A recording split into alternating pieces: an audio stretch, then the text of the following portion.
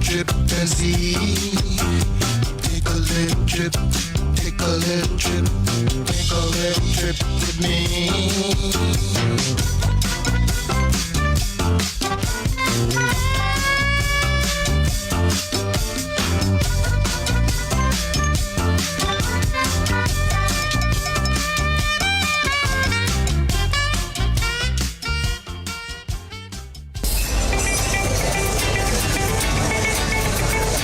Fifth Avenue Nutrition in Garland is a twist on your normal coffee or donut shop.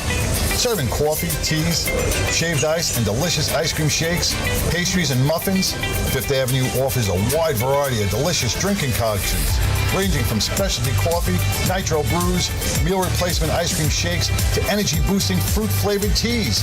At Fifth Avenue, we proudly serve B Black Rifle Company brand coffee. At Fifth Avenue, we back our blue by offering free coffee to all uniformed members of the service. Visit us at 414 West Avenue D, Garland, Texas, open from 6 a.m. to 7 p.m. Monday through Saturday. Pop in and see us. We have a bright idea to make you healthy, delicious, and fun.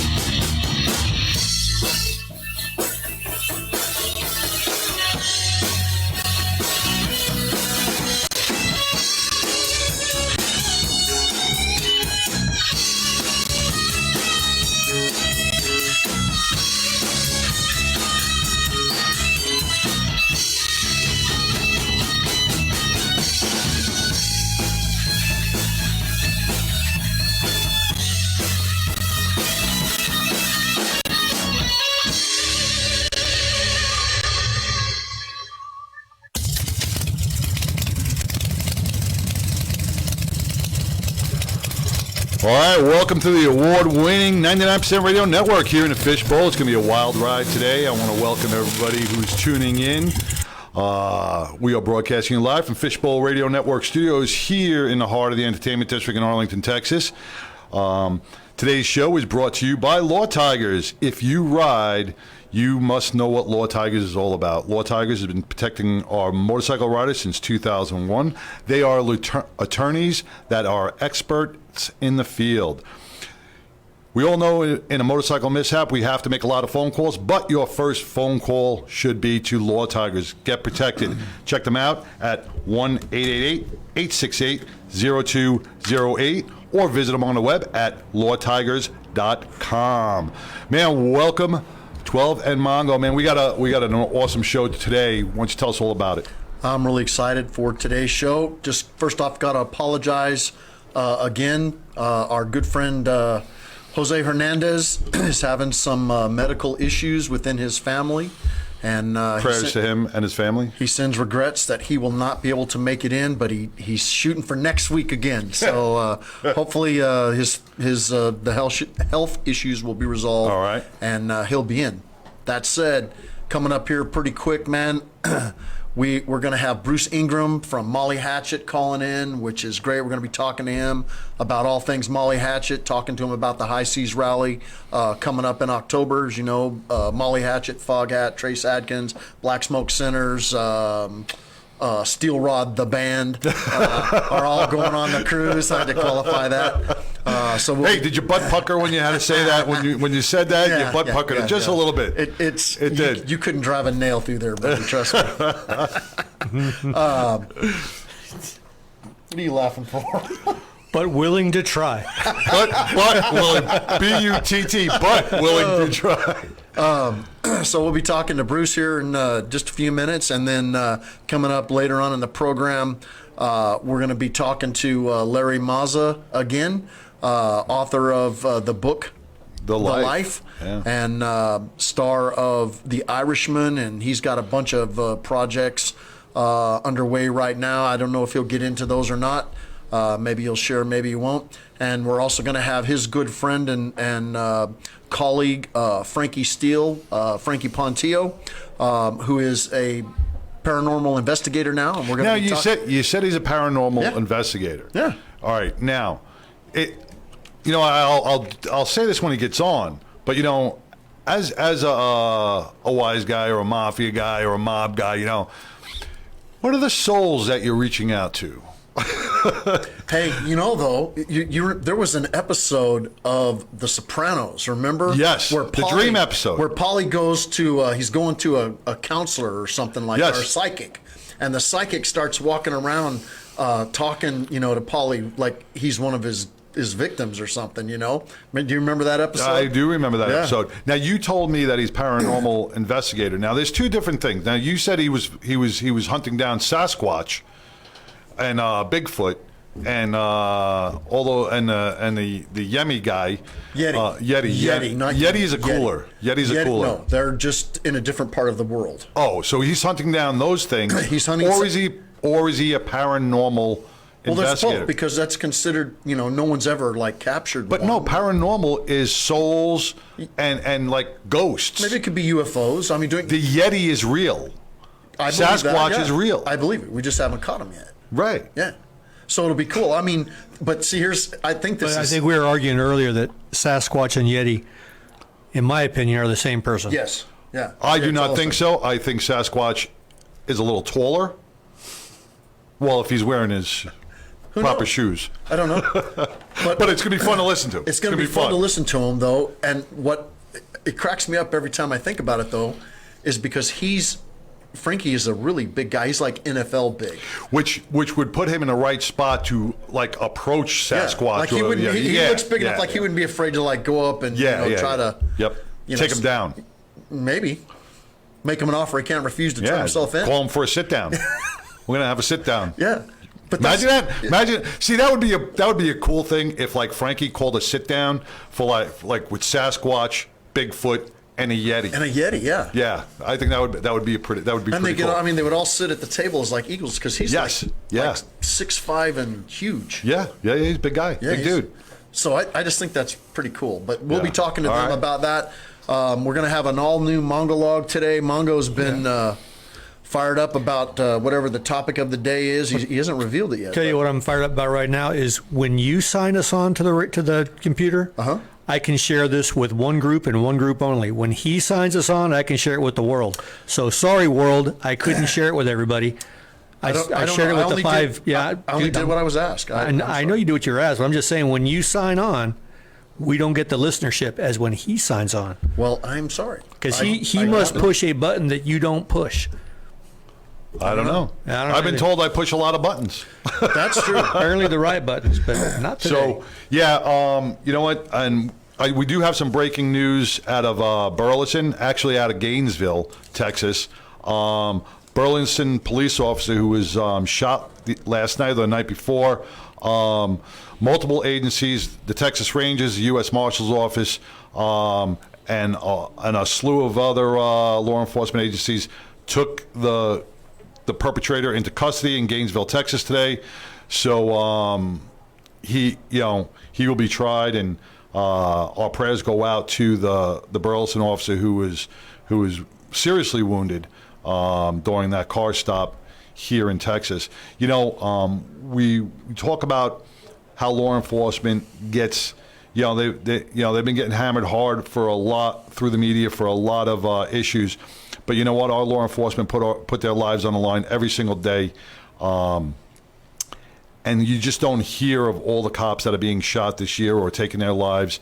So our prayers go out to every law enforcement officer out there that is trying to keep our citizens safe. So God bless you all. On that point, 5 years ago, I posted something on Facebook about, because this is when all this stuff was starting, and it all started, you remember the beer summit that Obama had?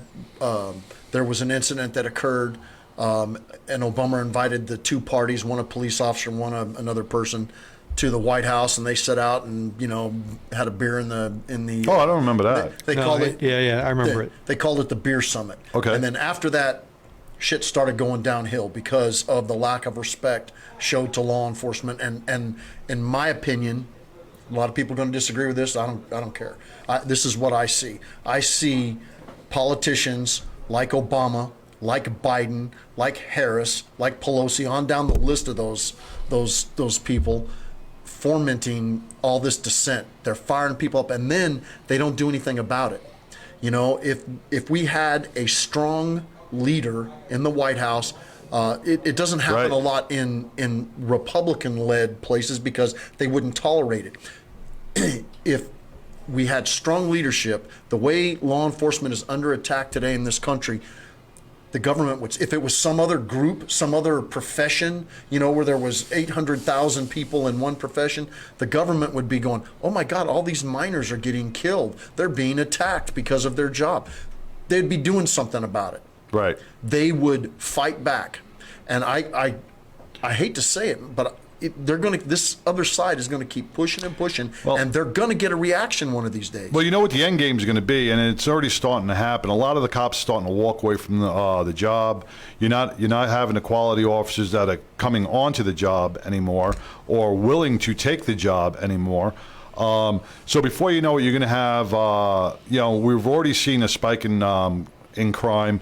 We've already seen the Asian hate epidemic happen, where people are just taking it upon themselves to assault people of Asian descent, and that's happening throughout New York City, and a slew of other crimes against society, law-abiding citizens, people that are just going to work. And what's happening is we're not going to have the law enforcement out there anymore to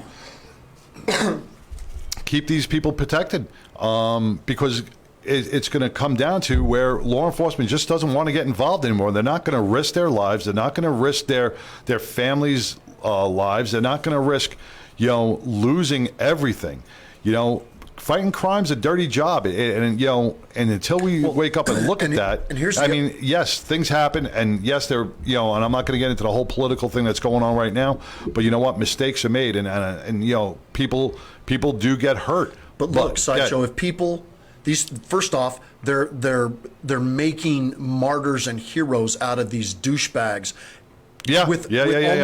Without exception, all these guys are criminals, career criminals. And as unfortunate as the latest one is, he got stopped, had a felony warrant for aggravated robbery with a firearm. Right. Okay? He is responsible for the consequences of his actions. If he didn't try to break free and run, yes, they would have probably never done that. But let's look at both sides. I mean, what do we got here? We got 100 years of law enforcement right here. Have you ever mistaken your gun for your taser? No. It's like I was telling Rocky this morning. For one thing, you're going to carry your taser on the other side. It's going to be on your. It's going to be more than likely. It's going to be bright yellow, and it's not going to feel like your sidearm. Correct. You're 100% right. I mean, so that goes down to training. That goes down to the training in that police department. I grant you, but it starts with his actions. Yes, 100% agree. Yeah, and I agree. We were talking on the way over here about it. It's like, well, how would you handle it? Same. You know what? We've been in that position many times. Roll up on a car, run the plate, driver's code 6 Frank. You're under arrest. Well, not only do they not have tasers back then, they didn't have automatic guns. They had flintlocks, and we'd pull them out with a sword and. Or we would go in the car, hold it at sword point. Ball and musket, right? Yeah. I mean, it took you 15 minutes to load your gun. They knew it was coming, though. They knew it was coming. They knew what was coming to them. Yeah, one shot, black powder. I watched that video, and I'm like, okay, why? I would have handled it differently. I've been in that situation many times. We all have. Would have handled it a lot differently. It was a tragic situation. I know she feels horrible. It's ruined her life. She's now, they arrested her today. Right. But I go back to what I said. Every one of these incidents, if George Floyd wasn't doing drugs, if he wasn't passing counterfeit bills, if this knucklehead didn't commit an aggravated robbery or have a warrant, if he had obeyed the rules, if these other folks, the one that got shot, they just cleared the officer, I saw today, I can't remember his name, where he had the knife, was going back into his car and got shot. Right. Yep. After ignoring repeated warnings. Just obey the rules. If you want to file a complaint later, fine, you'll be alive to do it. But Right. do what the officer says. And we're going to talk to Larry and Frankie Well, about that, about the differences. Yes, and I blame a lot of this on the mainstream media, because a lot of these young kids and a lot of the kids out there feel now it's acceptable. Yeah. And there's going to be no accountability. So the media hypes these kids up, saying, "Hey, yeah, it's okay to go after law enforcement." I posted a video the other day from New Mexico. An officer pulled somebody over for tinted windows. A guy comes out with I don't know if that was an assault rifle or whatever. Comes out, and a father of 3 is now dead over tinted windows. But that guy had a warrant as well. So you don't know these cops don't know what they're walking into. They don't know your next reaction. And this is what I'm saying, talking about strong leadership. These assholes up in Portland and elsewhere where they're rioting night after night. And then if people are in the community are pissed off, rightfully so, they have every right in the world to get out and express themselves. They're not going to be burning buildings down. They're not going to be attacking the cops. They might be verbal. They might express themselves, but they're not going to attack other people. These assholes that are burning buildings and freezing Coke cans, that's premeditation. You got to think about that. And you take them out there to a scene and you start winging them at cops. The way to solve that problem is the George Patton way. Roll over them. Just roll over them, and then you'll stop that, and then we won't have that problem. Then people can get back to civil discourse. But you can't, because the society nowadays is not going to allow you to do something like that. They're not going to let this. The way it is now, you cannot gain control of a suspect. You cannot really protect citizens from criminals anymore. So you know what the end result is going to be? Criminals are now running the asylum, man. They are running the streets, and cops are afraid to do anything. They are. They are afraid to make a move, to say something. You talk to all these law enforcement lethal weapon experts, and they all say the same thing. We discussed this with Officer Stevens, man. A split second can mean the difference between life and death, and now these cops are going to make judgment calls, which is going to cause them to get killed. Well, Rashid Tlaib is calling, a congressperson, by the way, is calling for the total disbandment of Minneapolis PD. I say disband and just put a fence around it and watch that shit show go down. Then people are going to say, you know what? That might not be a good idea. Well, you see officers over there now are walking off. And they should. I don't blame them. They had one guy who said, "Hey, listen, I have enough time to retire. I know what's going to happen. Acquitted or found guilty, doesn't matter how this trial ends. They are going to burn down Minneapolis. Yeah. They're going to burn it down. Doesn't matter what the trial brings." But you could stop it. You could stop it. You have to have the will to do it, and then they do not have the will. You have to have the will to do it, and then the will to look at the people that are mouthing off, going, "Oh my God, that cop smacked that guy." You know what? You know what? He's rioting in the street. He assaulted this person. He burned that building down. He looted. Come on, people are sick and tired of this crap, and at some point there's going to be a pushback, and it might be a lot worse than it needs to be if we had strong leadership across the country in these positions where this stuff is taking place, mostly, let's be honest, weak democratic, progressive leadership. They need to step up. And the sad part about stop to this, or it's going to get worse. And you're right. And the sad part about this is that the criminals aren't the ones that are really going to be affected. It's the law-abiding citizens of those neighborhoods, the law-abiding families that need to go to the pharmacy to get their medication, that the CVS was looted or burnt down to the ground, or need to go to the Kroger or the Target to get food, and they were ripped apart, and all these stores, and you have nowhere. So you have elderly in these communities that do not have the ability to drive outside the community to get food, do not have the ability to drive outside the community to go get their pharmaceuticals that they need to survive. They rely on these local businesses. And as we destroy these local businesses within our communities, we are destroying our communities. And that's it. We're burning stuff down, we're looting, we're ripping things out of these stores, but we don't see the effect on the residents that it's having on the residents of that community. There was one this morning that they interviewed on the news that was hit back when the riots first started, they wiped him out. They looted his store, ruined it. Yeah. It took them 7 months to rebuild, to reopen. They hit it again this past weekend, wiped him out. They showed the inside of his store, wiped him out. Why would he rebuild? What, you know? Because that's what you do. If you're an entrepreneur, and and you want to build your business, yes. But you know what? Why would you build your business in that area again? Because it's like putting, and it makes me laugh because when you build your house on the bottom of a mountain, then a mudslide comes down and takes out your house, but you build your house in the same spot where that mudslide was, right? Would we do that? I mean, people do that all the time, and that's California. Now. Huh? It's fertile ground now. We build our houses in the bottom of a mountain. We know eventually something's going to happen. You see the California wildfires. My house has been burned down 5 times already. Well, maybe you should not live in this area. It's a high fire zone. So, but that's what our communities are going to end up having to deal with. We saw this way back in, in the early 90s with the Rodney King riots, how it took over, I think it was over 15 years for those communities to really end up even coming back. And I don't think they did even come back to what they originally were. But, you guys lived in California. What, it took 15 years for those. They sent my team out the first night of those riots. You want to call? And they told, because we had, back then it was Price Club, now it's Costco, but it was part of our city, but it was an annexed portion of LA, so it was away from town. They said, watch our business, do not cross the street, let LA burn. And across the street in both directions, they burned that city down, but they didn't come across the street to Price Club. We kept our Price Club safe.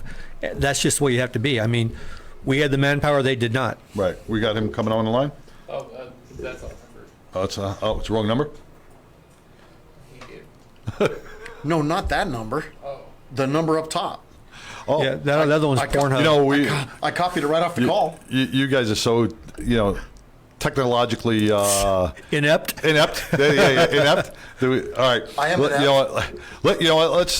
We got coming up on the show. That's on him. We got coming up on the show, man. We got Bobby Ingram coming from Molly Hatchet. Man, it's a pleasure. Play a little Flirting with Disaster as we intro him because that's amazing. I love that song, Dreaming, Flirting with Disaster. It's just all the good Southern rock songs that we all grew up to.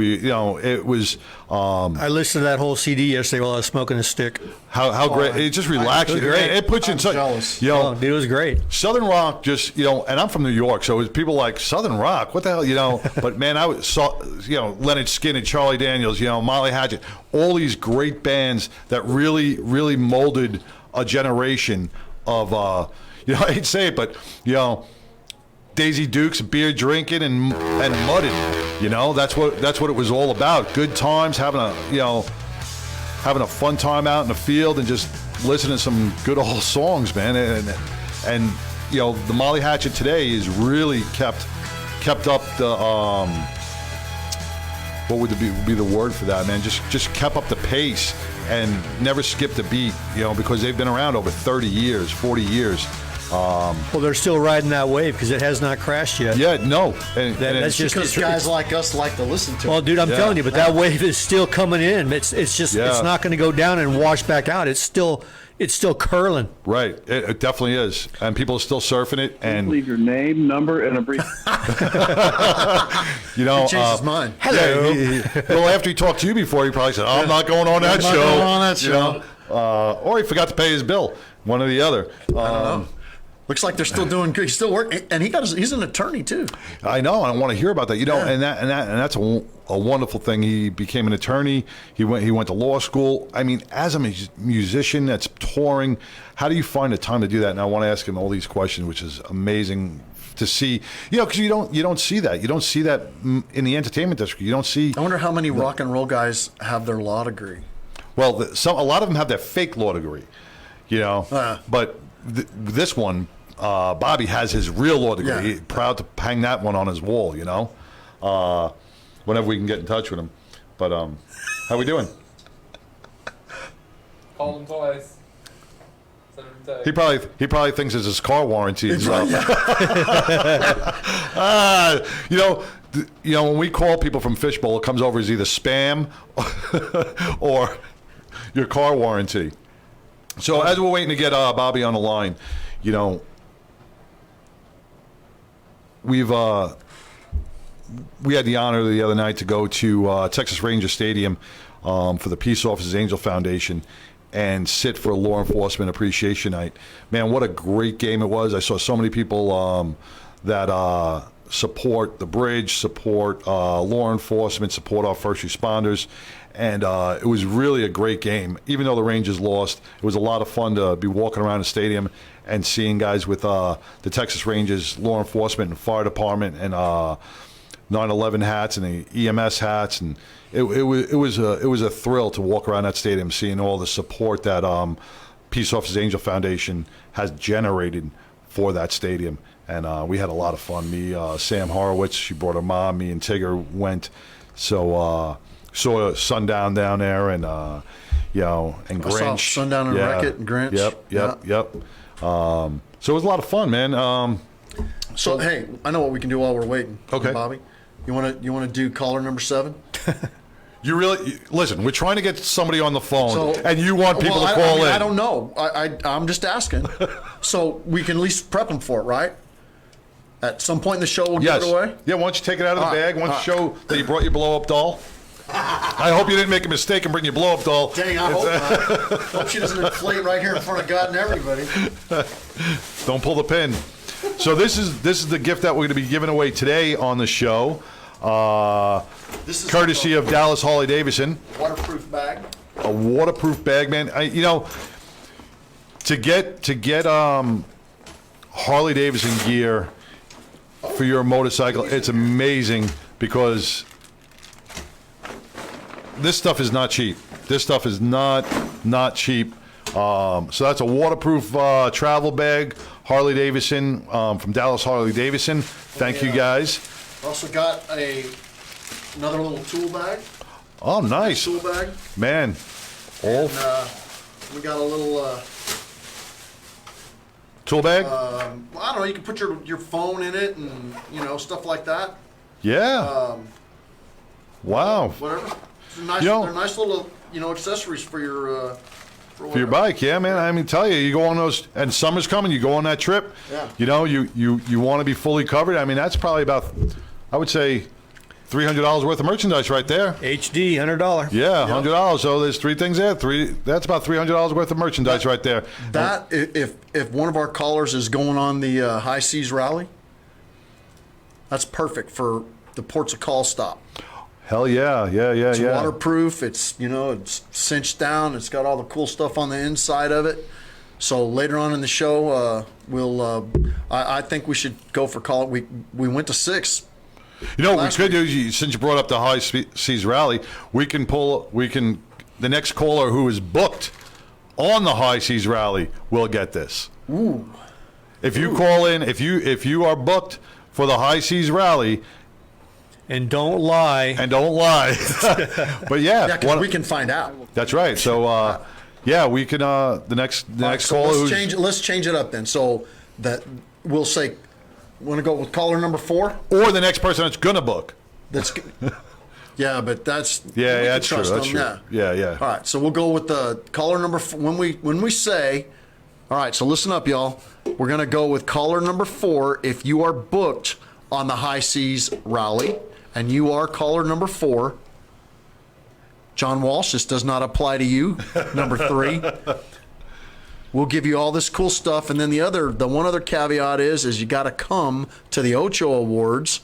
To pick it up. On Friday, April 30th. And if you can't, we'll haul it down there to Florida with us to Canaveral and give it to you that's right. there. Yeah. So you can pick this up either at the Ocho Awards, where you can show your confirmation number for the High Seas Rally, or you can pick it up on the ship when you're board.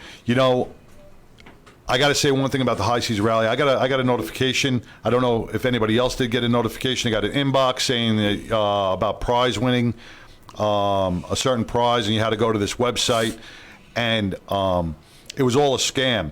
and not a minute and a half later, 2 minutes later, the High Seas Rally had a bulletin out. Do not accept. Do not accept. They were right on top of it, man. I got this message in my inbox about this prize winning. Then all of a sudden, I got it too. Did you saw it? I had the motor. I saw it. Yeah, had the motorcycle. If you open that up, they're trying to steal your credit card. But the High Seas Rally put out a bulletin right away saying that somebody hacked their site, and it was all a scam. So kudos to the IT department and the High Seas Rally for really being on top of that and not letting that go. I think they saved a lot of credit card fraud by doing that, because they had that bulletin out almost immediately. So kudos to you guys over at the High Seas Rally, whoever's monitoring your Facebook pages, man, because you did a bang up job. So why don't we break for a commercial? Let's show what some of our upcoming events that we have throughout the summer. Check them out. Support our motorcycle clubs. You need to give our phone number for the people to call in for the prizes. Yeah, we'll do that after all right. we hear from Bobby. I'm throwing it out there. All right. We'll be back right after this.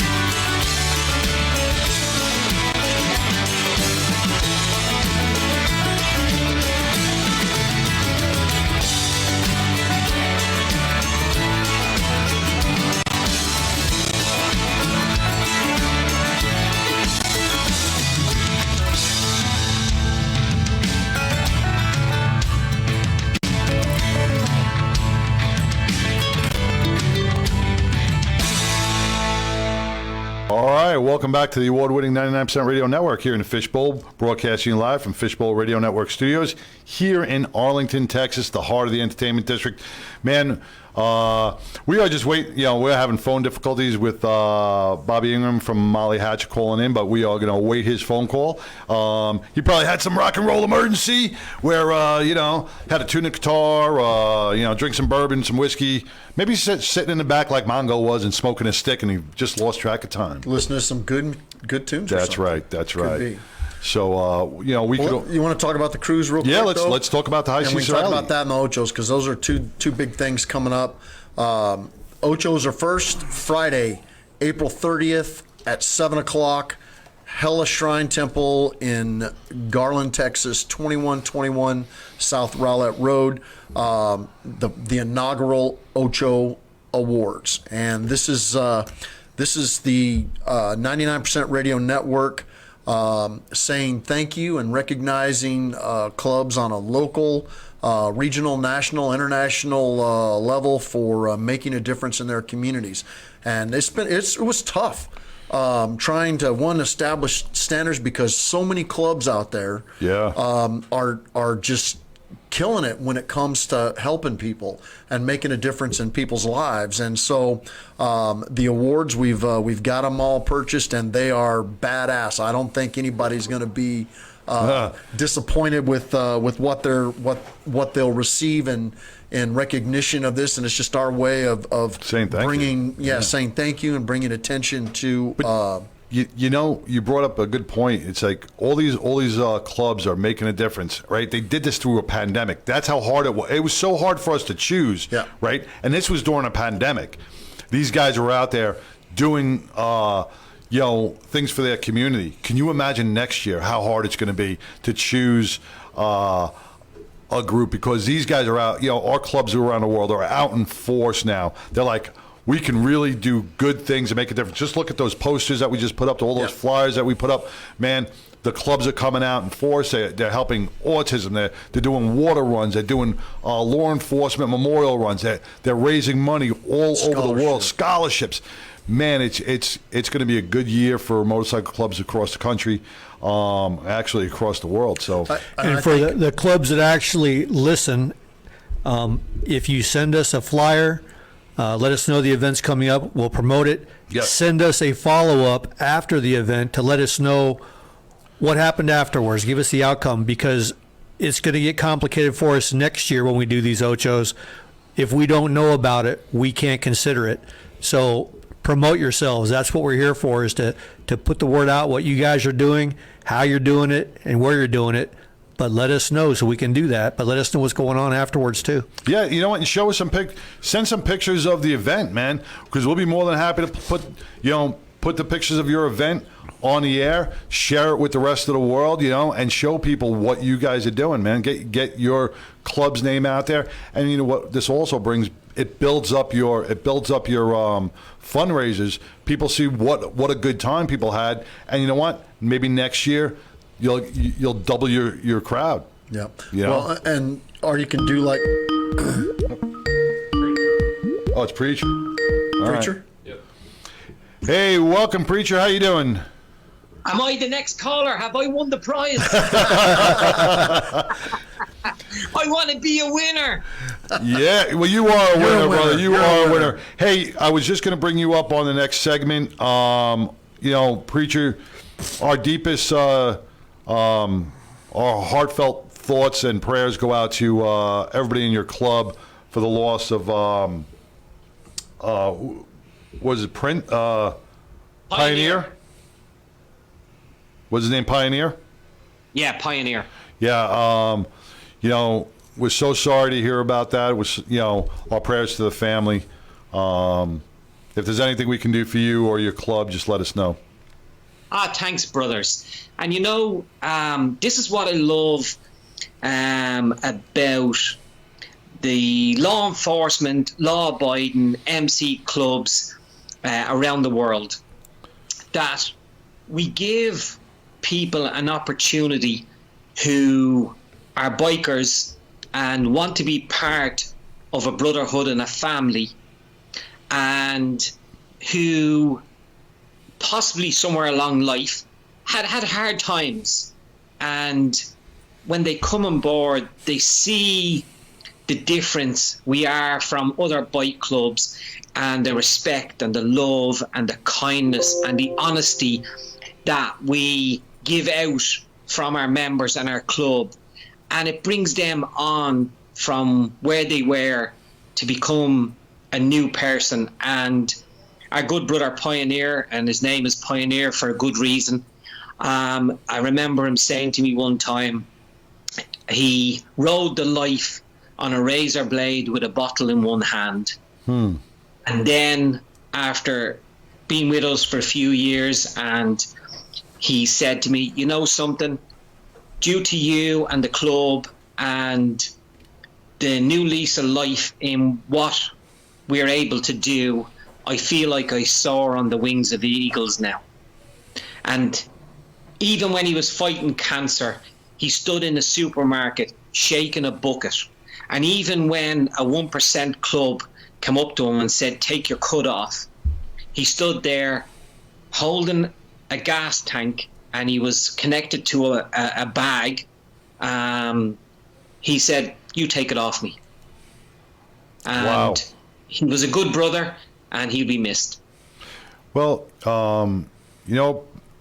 Preacher, that's what your club produces in its memberships, man. You have members that will do anything for their community. And, you know, you have chosen your membership right. And God bless you, man, and God bless his family. Oh, thanks, brothers. And I know that's heartfelt from the three of you, and really grateful for your kind words. And as I said, all clubs in this world that we now ride with and call family all have that ability to produce people who will stand there and make a difference. And that's what I love about it. And that's what I love about listening to 99% radio, because you see all the new clubs and all the different things they're doing around the world and in their communities. Yeah, and you know, we're gonna honor all those clubs on the 30th of this month at the Ocho Awards, and it's going to be. Oh, that's right. Yeah. Yeah, this can be the first of many, you know, award ceremonies that we're going to be doing as the 99. As we want to thank the clubs all around the world for everything they do, the money they raise, the support they give their communities, and you know, you're going to be part of that too, because I'm going to have set up for our brothers and sisters across the pond. I will have a link set up so that you guys can zoom in and be part of the banquet. Woohoo! So yeah, you could sit in your underwear in your house and you can communicate. We're going to try to get it so you can communicate with the brothers and sisters here. There'll be an international station where, you know, all you have to do is click on a link. You'll be zoomed right in, and then you can interact with the club members that are at the ball, man. And this way you get to meet and network with people. As long as he doesn't sit there like Al Bundy, we'll be good.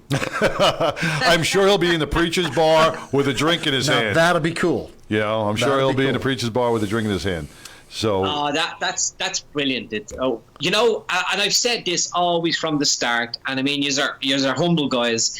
You started up something, you didn't know where it was going to go or what was going to happen with the whole radio thing, but you gave it a go, and you stood there as club members of Third Watch, and you worked on it, and you've helped other clubs, and you've given exposure to other clubs around the world, and people have learned more about what LEMC clubs are now, and law-abiding MC clubs, and they recognise them now as not just the same as the 1%er clubs. They know there's a difference, and they can see a difference. And well done and fair play to you. well, that was our first intention, was to change the stigma, to change the look. Because everybody judges everybody from their cuts. Everybody judges everybody because they may have tattoos, but that doesn't make them an outlaw in no way, shape, or form. Take the person for who they are, and you know, and learn about the patches that they fly. You'll see that. You'll see RC clubs. You'll see LE clubs. You'll see veteran clubs. You know, go check out what these clubs are all about before you prejudge anybody.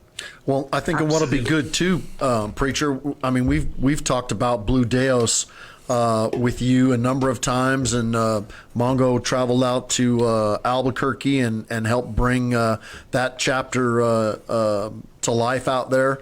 The cool thing I think about the Ochos is all these clubs, or a good many of them, will be together in one building. Yes. And you know, because we talk about a club or two here or there, and then the next week we might talk about another. But for this night, we'll be able to talk about what everybody's doing around the world, and shining a light on that to let, you know, Blue Deos will know what the Nine Brothers is doing, and they'll know what the Southern Dogs or Doomstriker or Punishers or Shotgun or Protectors or Lawful Wolves. I mean, you can just go, there's like a long list of clubs that are that we've become aware of because of this show, that in their particular area, some of them are around the world, are just, they're just doing amazing stuff, raising amazing amounts of money, feeding people every single week. I know. And you look at just 2 weeks ago when we had Officer Massimillo's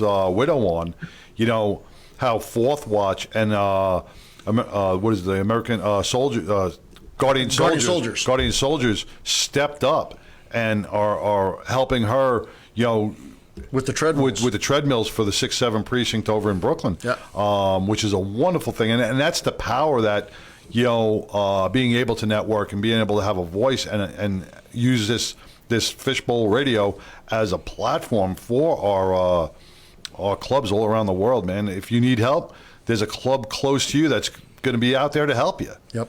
You know? You need to find a way to get over here, preacher. That's all I can tell you. Listen, brother, I mean, if it wasn't for the COVID, our whole plan was to hit Texas this year coming. But look, it's not going to happen. So we have to look at the following year and travel through places in America. And I know if I put up and said I'm coming to America, there'd be so many different people saying, are you dropping in? Are you coming to see us? Are you coming to see us? And I would just love to be there for a month and travel around, because there'd be so many different groups that I would love to just meet up with and say hello and have a drink. But look, Ireland's not that far away either. So yeah, we'll be out to you. We're coming. We're coming to Ireland. And it would be great to have people here as well and show them our country and hospitality and stuff like that. That would just be fantastic. And as I always say, any club ever coming to Ireland, get in touch with us if we can help in any way with information or places to go, or if they're looking at Airbnbs or hotels, whatever it is. Check with us and we'll let you know what sort of an area it's in, what sort of transport. Do you need a car?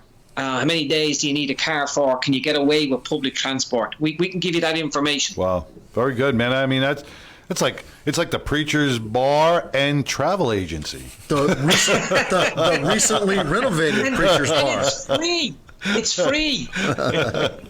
All right. Well, listen, preacher. Listen, thank you. Go ahead. Molly Hatchet's on. Man, I want Molly Hatchet. Well, Flirting with disaster. The whiskey man. We're waiting on him to call us back. We're having some technical difficulties getting hold of Bobby right now, but we're going to keep working on that. We're going to make it happen. But before you go, preacher, law enforcement throughout the world has been actually all our first responders have, come through this pandemic fighting and with disease, death, and stress. Can you say a quick prayer for all our first responders globally? Absolutely. And, we as people should have respect for these people doing their jobs. And yes, look, in every walk of life, you'll get a bad egg, but not everybody's bad. And everybody in these jobs want to look after you, want to do their best for you. As you've seen, I went out at Easter Sunday and delivered 360 Easter eggs to police officers and fire and ambulance, just to show them that we appreciate you and we love you. And it's so simple. It's just an Easter egg and it makes a difference. Yes. But, dear Lord, you are a majestic God. Your hand is upon us all times. But please, Lord, show special love and feeling towards all our first responders and those on the front line and the police who are taking a bashing around different parts of the world through this pandemic, Lord. And let your loving hand be on them. Keep them safe, Lord. Let us all see and be grateful for the people who wear these uniforms and stand up to protect us and look after us. They don't mean us any harm. They want to help us and look after us. And we should just listen to them and continue on, Lord. Please bless them all, Lord, and look after them. Amen. Amen. Thank you very much, preacher, and God bless you. And like I said, many prayers to your club, the family, and the loss that this nation, this world has suffered. Listen, brothers, I love you all. Take care and talk soon. Yes, sir. See you, preacher. Take care. So, Bye. few minutes we have before we talk to Larry and Frankie, the Ochos, bringing everybody together from all over. I think some of Preacher's Club from the group from Albuquerque is coming down. At least that was the plan. I haven't heard from him in a bit, but it'll be nice to see a Blue Deus patch for the in there. So we're going to have Big Rome's Barbecue Empire, cooking up some wonderful stuff. He provided a ham to the V-Rock, some hams for veterans a couple of weeks back. First time I sampled it, of course. I had to make sure it was good before. Of course. Well, I would have been remiss in my duties. Oh my gosh, melt in your mouth. I mean, it was the bomb. That guy can smoke a ham, turkeys. You didn't want to say meat, did you? You didn't want. I was trying to avoid it. He could smoke your meat, man. That Big Rome boy. Big Rome's Barbecue Empire. I talked to Dave Swavey from Guns and Hoses Foundation. Can't get off the innuendos, man. The name hoses and smoked is meat. the name. He'll be providing. We're giving away beer that night, courtesy of Dave Swavey and Guns and Hoses Foundation. Harley Davidson will be there. Law Tigers will be there. Microdot will be there. Sugar Rock Bling will be there. Fifth Avenue Nutrition will be there. Faustino Cigars will be there. Faustino Cigars will be there. We got all the elements for a great party. The Plus, Omega Gamma Delta brothers will be there. Omega Gamma Delta brothers will be there. Yeah, that's right. Yep. And thank you to them. They are helping to underwrite the cost of the trophies. So John Walsh and brothers, thank you very much for that. And then our favorites, the Three Drunk Monkeys, will be leading it off. They'll be starting it. High Infidelity will be closing it out. And in between, we will award the inaugural Ochos to 99% law-abiding clubs on a local, regional, national, international, and then we'll give away a legacy award. We'll give away a brotherhood award, and a sisterhood. We'll give away a man and woman of the year award. And Pinup Girls will show coming too, right? Oh, yeah, dang, yes. There's so much. It's hard to keep track. The Pinup Girls. The Dallas Pinup Girls will be there. Dallas Pinup Girls will be there. It's gonna be a great night, man. It's gonna be a great night. So you can get tickets. Just you can get tickets at the door, but you know what? I've been getting a lot of inboxes about reserving tables. So if you want to reserve a table, you can do that. Just go on to Eventbrite. And or check out our Facebook page and click on the link. You can buy your tickets right there. And if you want, we'll inbox us. I know the Southern Dogs reached out to us the other day. They wanted to see if they could, reserve 2 tables, which is not a problem. We can put tables together. We can do whatever you want, but we got to know beforehand so we can, make sure that your club is sitting together, and we want you to represent so you're not scattered all over the place. And Rick Irving, we forgot him. And Rick Irving, he's going to be the red carpet photographer. Pictures. Yeah. This is not a formal event, even though it is a red carpet gala. We would for like you to clean your cuts. Yes, yeah, armor oil cuts, wear your best nice. jeans, and and brush your hair. But you know what? Otherwise, that's what it's going to be. Do you know what the group picture for this is going to look like? Yeah. Like this. Cell block 6. No, but really, a lot of people have asked what's going to go on. Should we dress up or should we not dress up? No, man, come comfortable, come in your cuts, clean up. It's going to be a nice night of brother and sisterhood, and we're going to enjoy each other's company, network. People are going to be able to meet that haven't met or you're gonna meet old friends and new. Run a comb through your beards, get the critters and the creds out. Yeah. Make yourself presentable. Yeah, that's right. You don't have to wear underwear. No. Underwear is optional. Underwear is optional. Optional. Sacha's going to be wearing his assless chaps. I will be wearing my assless chaps. All right, we ready to take a break before? But real quick, we'll just hit the High Seas Rally real quick. We'll go to commercial and come back with Larry and Frankie. October 22nd through the 29th, leaving out of Cape Canaveral, our Port Canaveral in Florida. The High Seas Rally on Mariner of the Seas. Going from there down to the Bahamas, Nassau in the Bahamas, Coco Cay in the Bahamas, which is a private island, then on down to Puerto Playa, I think it's Puerto Playa, in the Dominican Republic, and then Labadee in Haiti before sailing back. Going to be a great pirate party, going to be a Halloween party. Trace Adkins headlining along with Molly Hatchet, Foghat, and the Black Smoke Centers, Steel Rod. Cabins is still available. Still available. Go onto the High Seas Rally website. Yep, www.highseasrally.com. Everything is on there. It's one of the best websites ever. There'll be bike builders. Very responsive. Bike builders. Xavier Muriel from Providence Cycle Works down in Austin is giving away a bike, and I think they, if I remember correctly, they added 4 more. Yeah. For a total of 5 bike builders on this cruise. They posted all the links and everything on www.highseasrally.com.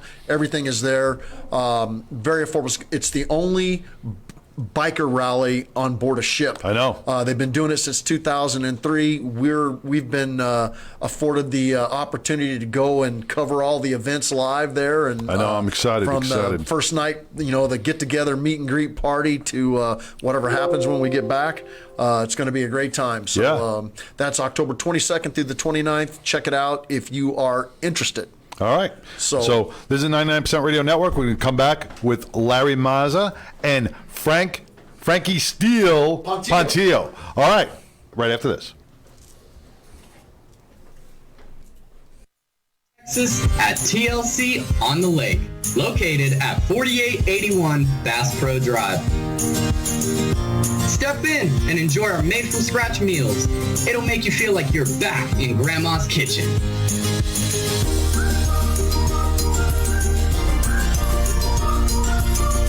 Our friendly staff is always ready to serve you and take care of your every need. Enjoy your meal on our outside deck while overlooking the beautiful views of Lake Ray Hubbard.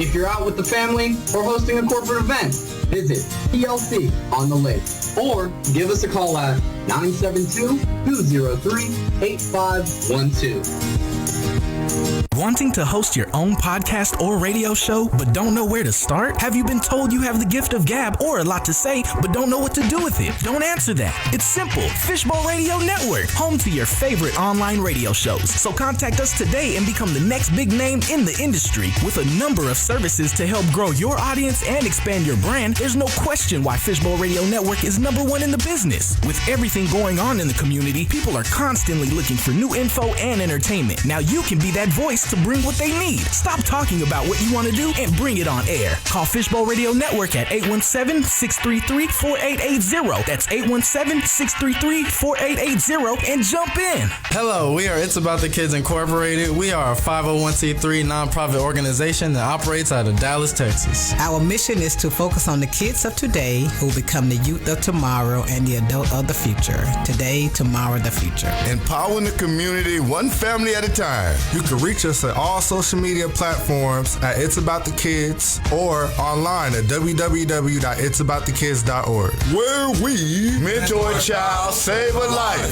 When is the best time to talk to your family about staying in touch during a disaster? When floodwaters reach your door? When wildfires are engulfing the edge of your neighborhood? Or an earthquake is destroying buildings? Or is the best time perhaps today? During a disaster, you may not be able to stay in touch with your family or friends as easily as you think. Go to ready.gov/communicate and make your emergency plan today. Don't wait. Communicate. Brought to you by FEMA and the Ad Council. Fishbowl Radio Network. FBRN.US.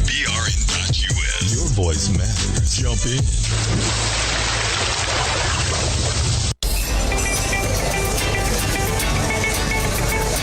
Fifth Avenue Nutrition in Garland is a twist on your normal coffee or donut shop. Serving coffee, teas, shaved ice, and delicious ice cream shakes, pastries, and muffins, Fifth Avenue offers a wide variety of delicious drinking concoctions, ranging from specialty coffee, nitro brews, meal replacement ice cream shakes, to energy-boosting fruit-flavored teas. At Fifth Avenue, we proudly serve B Black Rifle Company brand coffee. At Fifth Avenue, we back our blue by offering free coffee to all uniformed members of the service. Visit us at 414 West Avenue D, Garland, Texas, open from 6 a.m. to 7 p.m. Monday through Saturday. Pop in and see us. We have a bright idea to make you healthy, delicious, and fun. Hey, welcome back to the award-winning 99% Radio Network here in the Fishbowl. We are broadcasting you live from Fishbowl Radio Network studios here in Globe Life Park, the heart of the entertainment district in Arlington, Texas. Man, we've been just discussing a whole crap load of stuff, and we had a little technical difficulties on our phones with Bobby Ingram from Molly Hatchet. We're going to see if we can get him back later on. But right now, we got some friends of ours that are on the line with us. We always a pleasure to have them. We want to welcome back Larry Mazza and Frankie Steele Pontillo. Welcome, guys. How you doing? How you doing? I see Frankie up there in the corner, and me, but I don't see anybody else. Yeah, we're the only two cameras, so you probably can't. Who could they can't see each other, right? Oh, they can see each other, but they can't see us. All right, so you guys can't see us, right? I can't see you. Right? Yeah. Let me see if there's something I can do here. Facebook can see you, but they can. Apparently, everybody on Facebook that watches us can see both of you. We just can't. Right. So welcome, guys, man. I appreciate it. Appreciate you calling in and coming back to the show, and thank you for your support. How you doing? How's it going, Frankie? How you doing? I'm just trying to set up this camera a little bit. I can see Frankie. Yeah, I can only see Larry. Yeah. You probably won't see yourself. Yeah. You can't see us? Can't see us. Unless they're watching Facebook, they can only see us. Oh, that's fine. Oh, there you go. All right. Are we good? We're up here. Technology is great, man. Yeah. It's just funny. And I tell you, when we think about this, I can just see these two guys. I can see Frankie and Larry go, what the fuck? What's going on here? What's going on here? Yo, get the wire out of here. Hey, yo. All right, we're almost there. Almost. Okay. Get Jimmy IT over here and fix this right now. Sounds like a sex act. All right, how we doing? We're good? We're good on this side. I think so. Are they all tangled up in wires? Probably. No. He's saying, oh, there we go. There we go. All right, well, Larry Mazza, who is with us today, he is the author of the book The Life, a biography about his whole life, which is very interesting. You got to pick that up in one of your bookstores. Very interesting about the life that he's led and where he's become and what he's aspired to. He's also played in The Irishman, and he was a direct connect to as a consultant on The Irishman, which actually made the movie so much better because when you have somebody who has lived that life consulting on how things happen, that's what really brings the movie to fruition, man. Because that was an amazing movie. 3 hours long, and it kept you intrigued the whole time. So, kudos to Larry on all his work he did. So I want to just jump right in. Earlier in the show today, Larry, Frankie, we were talking about current events, and we were talking about this traffic stop that happened up in Minnesota with the female cop and the guy with the warrant. And I don't know if Frankie, I apologize. I don't know if Larry got a chance to tell you, but I wanted to ask him, in the world that you all come from, if you had a warrant or if you got pulled over, after the commission of a crime, or you're fleeing a crime scene or something, what were the rules for made guys as they dealt with like an NYPD beat cop? An interaction. An interaction. Like if you knew you had a warrant, would you run? Would you resist? And if you did, were there like family rules or repercussions for doing something like that? What were the rules? You want me to answer that first? Please. Well, Frankie, go ahead. You're new to the show, so let's let Frankie go first. Welcome, Frankie. Thank you. Well, it all depends on what we're doing before that stop. Just say if we were doing some type of crime or something and we get pulled over. It happened one time during World War, which we'll talk about a little later. where we were on a hit, and we got pulled over. And in the car, it was 4 guys in the car, and I got pulled over with a stolen car. And the guy actually like let us go and didn't check for anything. He just wanted to make sure that it was 4 guys in the car. He wanted to identify us and let us go. But possibly, if it wasn't different, that guy would have been killed. With the officer? Yeah. Oh, wow. Just because of the situation on hand. But if it's something regular, where you're not in the commission of a crime, then you can get around these things. Yeah. Could I chime in? That's a great point, because when you asked me, Brian, today, it was more or less of an arrest. Like if we were going to be arrested, right. And I'd say for the most part, and I think Frankie would agree, we had an understanding or respect for cops. We wouldn't fight them or do the things that are happening now. And a lot of times the cops won't even cuff us in front of our families. Right. Because there was a mutual respect. But it's a great point he brought up. In the commission of a crime, it is a different story. Different story. And I remember being asked, by feds, if we were apprehended or caught in the act of a hit, and would we shoot at them? And my answer was, I know Greg would. Because he's in that car, there's no way he's going easy. You agree, Frank? No, Greg would have killed him. He would have shot them, right? Now, I'd like to think I won't know if I would have said, but in the heat of it, who knows? You really have no say in the heat of it sometimes. Right. Things just happen. That's a great point. But outside of that, we there was really a rule: you couldn't kill a cop or a reporter. And it makes sense. You're only going to bring heat. And I'm going to give you a quick example. Frankie, you remember Greg's nephew, Farace. Oh, yeah. Remember Farace? Yeah, Gus Faraci. Gus Faraci, right. Yeah. He knew that, or he sensed that a DEA agent, an undercover guy, was wearing a wire on him. His name was Thatcher. Right. You guys may remember that name, yeah. And he pulled up alongside of a meeting, and he just blasted him in the car. And the heat that brought to the 5 families, enormous. That even the families were looking to kill him. So, and eventually they did. Yeah.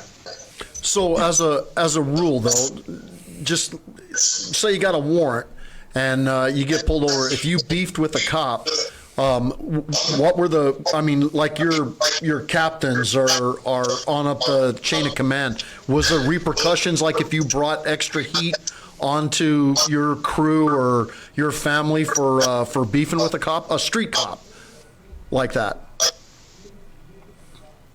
Yeah, I'll start. Absolutely. Even if we got in beefs with other people in bars late at night, we brought heat. One time our own crew got in a big beef with ex-cops. And so did me and Jimmy one night, my partner Jimmy. They were off-duty cops is what I meant to say, not ex-cops, off-duty cops. And some of them knew us, so there was always that little macho thing, and there would be beefs. But it got I don't know if Frankie remembers this, it got to the point where Scaffy, who was our captain at the time, gave us a curfew. We couldn't be out past 12 o'clock or we'd be killed. Wow. It was just too much heat from fights and problems. Yeah. Was this during the war? Yeah, he didn't want to deal with it on Monday mornings, especially after the weekend. Yeah. Now go back to Gus Faraci. I'll tell you a quick story with that. I was trying to go out with this girl that lived on a block, not too far from my block, which is a few blocks away in Bensonhurst, Brooklyn. And I was trying to find the address, and I went down the block on 81st Street, and all of a sudden these guys jumped out and started shooting into the car in front of me. And that was the night I just backed down that block. I went to a payphone and called the girl and said, run to your corner and I'll meet you. That was the night that they killed Gus Faraci. Oh, wow. Wow. I was right in front of it. Right behind me, basically. It happened right in front of me. And I remember the 2 guys shooting, and one guy jumped out of the car, which was Guy Joe Boy. He got hit in the stomach. He had nothing to do with Gus, but he was helping Gus. Do you remember? I do remember that. Yeah, I remember that whole story. Yeah. Frank, I was Frankie, there for that. you grew up in Bensonhurst, or did you grow up in Staten Island, or did you move to Staten Island? I grew up in Bensonhurst, and then I moved to Staten Island later on in life. Okay. So born and raised in Staten Island. I mean, in Bensonhurst. Born and raised in Bensonhurst. Okay. All right. Yeah. Bensonhurst is an amazing community and neighborhood in Brooklyn for those Texans that don't know. People only know Bensonhurst from what? Saturday Night Fever. That's all they know about. But yeah, that's a great neighborhood. Yeah, you either got a city job growing up, or some type of construction job, or you ended up in the underworld in that neighborhood. Yeah, right. And that's what it was. That's what it was. Yeah. So I got to say too, Frankie's probably our only guest ever to dress up. Yeah. He thank you for dressing up for our show, Frank. I do appreciate that. So we called it on a good day. Let me tell you something. Frankie is class all the way. Hell yeah. I figured he'd outdress me. I just wore a nice green shirt. He is our best dressed. He's our best dressed guest. It's the climate. He's the only guy that's ever appeared on our show wearing a jacket. I know. That's for sure. I know. I'm impressed. Thank you very much, man. You're welcome. You're welcome, fellas. What I want to do before we get into things, Frankie, Larry, we discussed the life, we discussed the Irishman, but you told me, and we discussed a little bit last night, that, Frankie, you've been getting into the movie business as well, right? Yes. What have you... I'll let Frankie talk about that. What I'll say is this. He's been doing some really remarkable things over the years, different. He had acting roles and things. He has ideas for great shows, but I'll let him take over because some things obviously he can't talk about yet. Correct. I'm sure he would like to elaborate where he could. Well, I've been in quite a few movies throughout the years. I'm a member of SAG. Okay. Most recently, I worked with Ben Stiller. He was a director on a series on Showtime. It was called Escape the Dannemora, about the two prisoners that escaped from Clinton Prison. Okay. With Patricia Arquette. She was the main lady in the prison, and the two guys, Benicio del Toro and Paul Dano, they played the two convicts. And Ben Stiller was the director. So I was on that set for like almost 50 days. Wow. Where did that film? That's a good miniseries. Yeah, we filmed it in Kaufman Studios. They took a warehouse and practically made a prison out of wood. Huh. Yeah, that was a miniseries, right? Because I watched part of that just it was like 7 parts to it. Yeah. Oh, wow. I was one of the prisoners in the honor block with Benicio del Toro and Paul Dano, which the guys that escaped. That was one of the longest sets I've been on. I did also some TV shows, Gotham. I played one of Doctor Strange's henchmen that brought in some bodies, which was, it was kind of fun. Hey, I got to ask you a quick question, Frank. Well, how come nobody asks us to play Hamlet? We're always playing ex-mobsters or I was an ex-corrupt cop, you're a henchman. Can't they, I want to play something else eventually. I pretty much play a bad guy. And out of all the roles I did, I played also a cannibal, a person who eats people, and I serve them to my friends. Oh, jeez. Well, it was called Friendsgiving. I was Chef Mountain, and I would prepare the bodies for these crazy people. So, Frankie, how tall are you? Yeah, you're a big dude. You're a big dude. Yeah, I'm 6 foot. You're 6 foot? Yeah, 6 foot 300. Oh, the picture! I thought you were about 6'6" in the picture. I'm like, man, this is a big dude. I wouldn't want to mess with him. I still wouldn't want to mess with you, but he's a big dude. Okay, so then now begs the question. I did a couple of films like that playing the henchman, and the weirdest thing I ever did, which it's going to be coming out. It's going to be a series. It's called Cracker, and it's directed by Dale Restaghini. He's been in the music business a long time. He won all types of video awards. He worked with everybody, from Jay-Z, Beyonce, on down, on up, with everybody in the last 20 years. And it's a role reversal, basically, where whites are the slaves and African Americans are the slave owners. Oh, so it's about the And future. I play a white slave. So that was like the only one where I didn't have to Wow. kill I don't think somebody or chop somebody up or throw them in the trunk. I just played like a slave, a white slave. I was a cracker. You were a cracker. Yeah. Wow. Yeah. Taking a risk these days, Can't wait to buddy. see that. Can't wait to see that come out. Okay, so Frankie, we were told that you have also gotten into paranormal investigations. Yes. I have a thing on Facebook. It's the East Coast Myth and Paranormal Research Family. But you could take each letter of that, ECMPRF,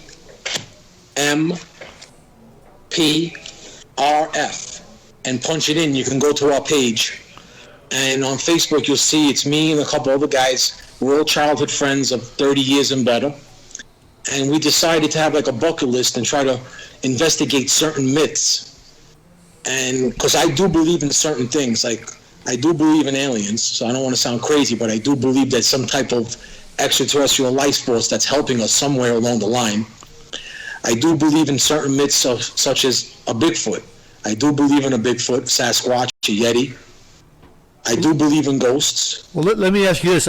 I was in the service with a couple of guys from Jersey, and they swear, and they told me stories, but they swear the Jersey Devil is real. Are you on the Jersey Devil? Is real. It's some type of like gargoyle type of thing. Oh yeah. Really? Yeah. I never heard of the Dude, these guys talk about being on the freeway at night, and this thing swoops down in their car. To hear the stories, I'm like, okay, I believe. You broke up. I'd only heard bits and pieces of that one. Yeah, no, they gave examples of driving on the Jersey freeways at night and then being swooped down upon by the Jersey Devil and scaring the shit out of them, basically. Yeah. I mean, these guys are convinced it's a flying real. thing. Yeah. Okay, so it might be something from prehistoric, just like Bigfoot. I believe Bigfoot's something from the prehistoric ages that didn't evolve right. Well, I see him on the Geico commercial all the time. He's got to be real. He hangs out with that little freaking lizard. I was in the forest one time because I do a lot of, exploring in the forest, a lot of research in the forest on certain things, on certain ghost activity, certain like Bigfoot activity, and just, in general, just out there playing with my toys too. And one time I was in the forest all by myself, and something threw a rock at me. And I was about 10 miles into the forest where there's nobody there but me. So from the corner of my eye, I saw that rock get thrown. And I was looking around. So then I peeled off a little bit with the dune buggy, and I carry some infrared binoculars always when I'm out there. And I was looking around to try to see the heat in the bushes and the trees, and there was nothing. And then where I was again, a rock came again. Huh. So I got in the dune buggy and I left. And then I started researching, and they say that if there's a Bigfoot out there, he tries to get your attention by throwing a rock at you. All right. So now this happened. This actually happened. So, and where I take this dune buggy, really nobody goes but me. So now, I do a little more research in that area. And I find out there's 114 sightings there of a Bigfoot. Pranks by Bigfoot. All right. Now, you gotta let me say something. Go ahead. Yeah. Now, I'm watching this, now I know Frankie a long time, all right? He's an ex-wise guy. So when he's telling these stories, I see he means it, he genuinely believes it, and if there's a Bigfoot, he's gonna find it. Oh, yeah. But see, I'm gonna try at least. I also see Frankie. I know his personality, his dry humor, and you remember. And this is definitely not an insult, Frank. You know that. You remember Leslie Nielsen from Naked Gun? He could say something so serious. Yeah. Meanwhile, it's just the funniest thing. So sometimes when you say something to me, I see that. I see Leslie Nielsen saying, and don't call me Shirley. But I do also know you really are fascinated with these. Don't have been. I actually feel conspiracies. Yeah, there's definitely alien life. There's definitely a Bigfoot somewhere, and there's probably about 180,000 of them throughout the world. Well, I tell when you, you see one, you have to times it by 6. I mean, I tell you, if anybody's going to track down a Bigfoot or a Yeti or a Sasquatch, you know what? It's going to be you, man, because you are probably the biggest guy to approach one of these things and capture it. Listen, I got a crew that makes me look small. Hey, Frankie, you know what? I believe you. I did not believe in things that I believe in UFOs. I've believed in them for a long time. Don't know what they are, but I believe in them. 100%. They're out there. Have you ever heard of the Goldfield Hotel in Nevada? No. It's in a place called Goldfield, Nevada. It's an old mining town, and there's you should look it up. It'd be a great investigation for you. A lot of paranormal investigators have gone there and got all kinds of stuff. So a few years back, I'm driving up. I go through Vegas. I'm headed up to Reno to see Mongo, and when he lived up there, and I wanted to see the Goldfield Hotel, and it was kind of early in the morning. So my wife and I pull up there. There is nobody around it. I mean, the town is just basically a ghost town. Not a lot of people around, and I had to pee really bad. So I got out. I went around to the back of the car and started peeing while my wife walked up to the entrance there of the hotel, right? And I didn't see it, but I heard it, and then I heard a rock hit the ground in front of where she was at, and she says, "What are you tossing rock?" I said, "I'm not throwing anything," and I didn't throw anything at her, but I took a picture of the rock that had landed there. Where it came from, I don't know. I thought, well, that's pretty weird. So we walked all around this hotel, snapping pictures and stuff, and there's all kinds of old stuff on the inside. And when we left, my wife had taken pictures of the different floors on the hotel, right? And with God as my witness, I swear this is the truth. We started blowing up the picture, or increasing the size on the windows, and there was it looked like the head from what's that movie where the guy wears a white mask and the black robe? Yeah. You know what I'm talking about? Yeah. It kind of looked like that, staring at me. It's V, right? The movie is called V or something? I can't remember what the name of that movie is. But Scream. The Scream movies. Oh, Scream. Right. You couldn't see it. I mean, we were 50 feet away. We looked at all the windows and everything. We couldn't see it when we were standing there, but when we pulled it up, you could see it clear as day. I couldn't believe that. I mean, we saw that, and I was so excited. I said, God dang, we just saw a freaking ghost. I got so excited. I was doing like 90 miles an hour. Pants. It was, I mean, you don't see stuff like two things within 30 minutes happened that one you couldn't explain. We were the only people on that street at the hotel. There's nothing else around there. That rock came out of nowhere, and then capturing that picture in the window, I got pulled over by Nevada Highway Patrol. I was doing 90. It was like, holy shit, I got a picture of a ghost in the window. So I believe too. So, you know, I got a buddy who works with Tigger, and his name's Tony. He's a paranormal investigator. He goes to all these hotels, these sightings, and I really, I was skeptical at first, Frankie. I was, the UFO thing I've always believed, but the ghost I was a little skeptical about. And then I met with my buddy Tony, who is a paranormal investigator, and he showed me some of the documentation that he has, and it's fascinating. It's fascinating about when you. There's definitely something that's going on out there. There's some activity. There's some energy, whatever it is, but there is some sort of force out there that's captured. Now, do you do the same? Do you do that where you'll investigate different like someone says, hey, we have paranormal activity in this place. Is that something that you'll go and you'll like film and you'll do the whole paranormal thing and document it? Yes. I got a priest, a rabbi, a shaman, and a witch doctor on call. What was that? I have a priest, a rabbi, a shaman, and a witch doctor. Sounds like a good joke. On call for certain things like that. They all walk in a bar. You see, that's what I was talking about. I mean, he's dead serious. I know, but it's amazing. Yeah. We'll do those investigations. I've been to certain houses where people say there's a ghost, there's this, there's that, and we go there, and it's really nothing, but we're prepared because, the reason why we have to have these religious people with us sometimes, because God forbid there is something real, I don't want to bring it home. Right. Well, that's another thing. Right. That was another thing I was told, that, like with garage sales, you can go pick up furniture and things could be living in your furniture, and not just like bed bugs or anything else, but this energy or these spirits, and that's why you're supposed to like cleanse your house with sage. And certain things. You smudge with the sage. Yeah, and I tell you, it gets real deep, and it's interesting as hell, man. And what were those letters again? How can people get to your site? Because it really. Oh, you already posted it. We posted your site and pinned it to our Facebook page because, man, if you. I'll tell you a quick story on one house. This lady. She was very racist, and she didn't let many people in her house.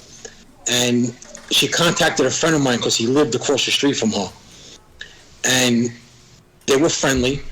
And she says, "There's some type of stuff going on in my house." So we go over and we interview her, and we go to her kitchen, and she has holes dug in her kitchen floor, like it wasn't a basement. It was like the foundation went right into the ground. Huh. And in the kitchen, she had pictures that she would get at a garage sale, mostly at garage sales, old pictures. And she would do like these ceremonies to try to contact the people in the picture. And now she's telling me this seriously. And she says, yeah, the reason why I have the holes, I had my grandson dig them because I have to jump in the hole when they're loose around my house. Oh, Jesus.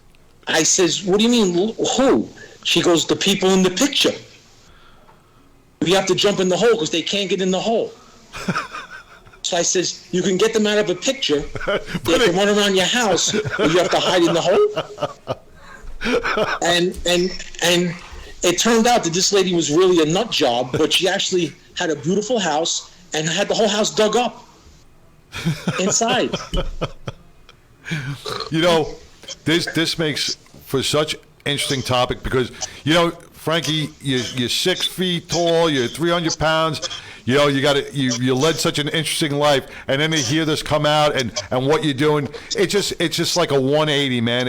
I love it. It's great conversation, but it's stuff that, a lot of people are into this. A lot of people believe in this. A lot of people follow this.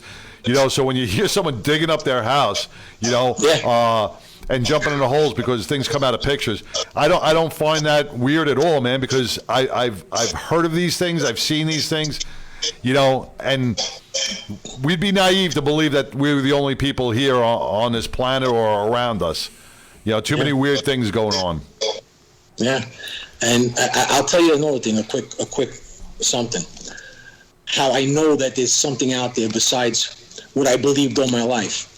Just recently, on this past Christmas Eve, the day before, my wife has been battling cancer for 3 years. Oh, I'm sorry. And they called us into the room, and the doctor said, you have 2 weeks to live.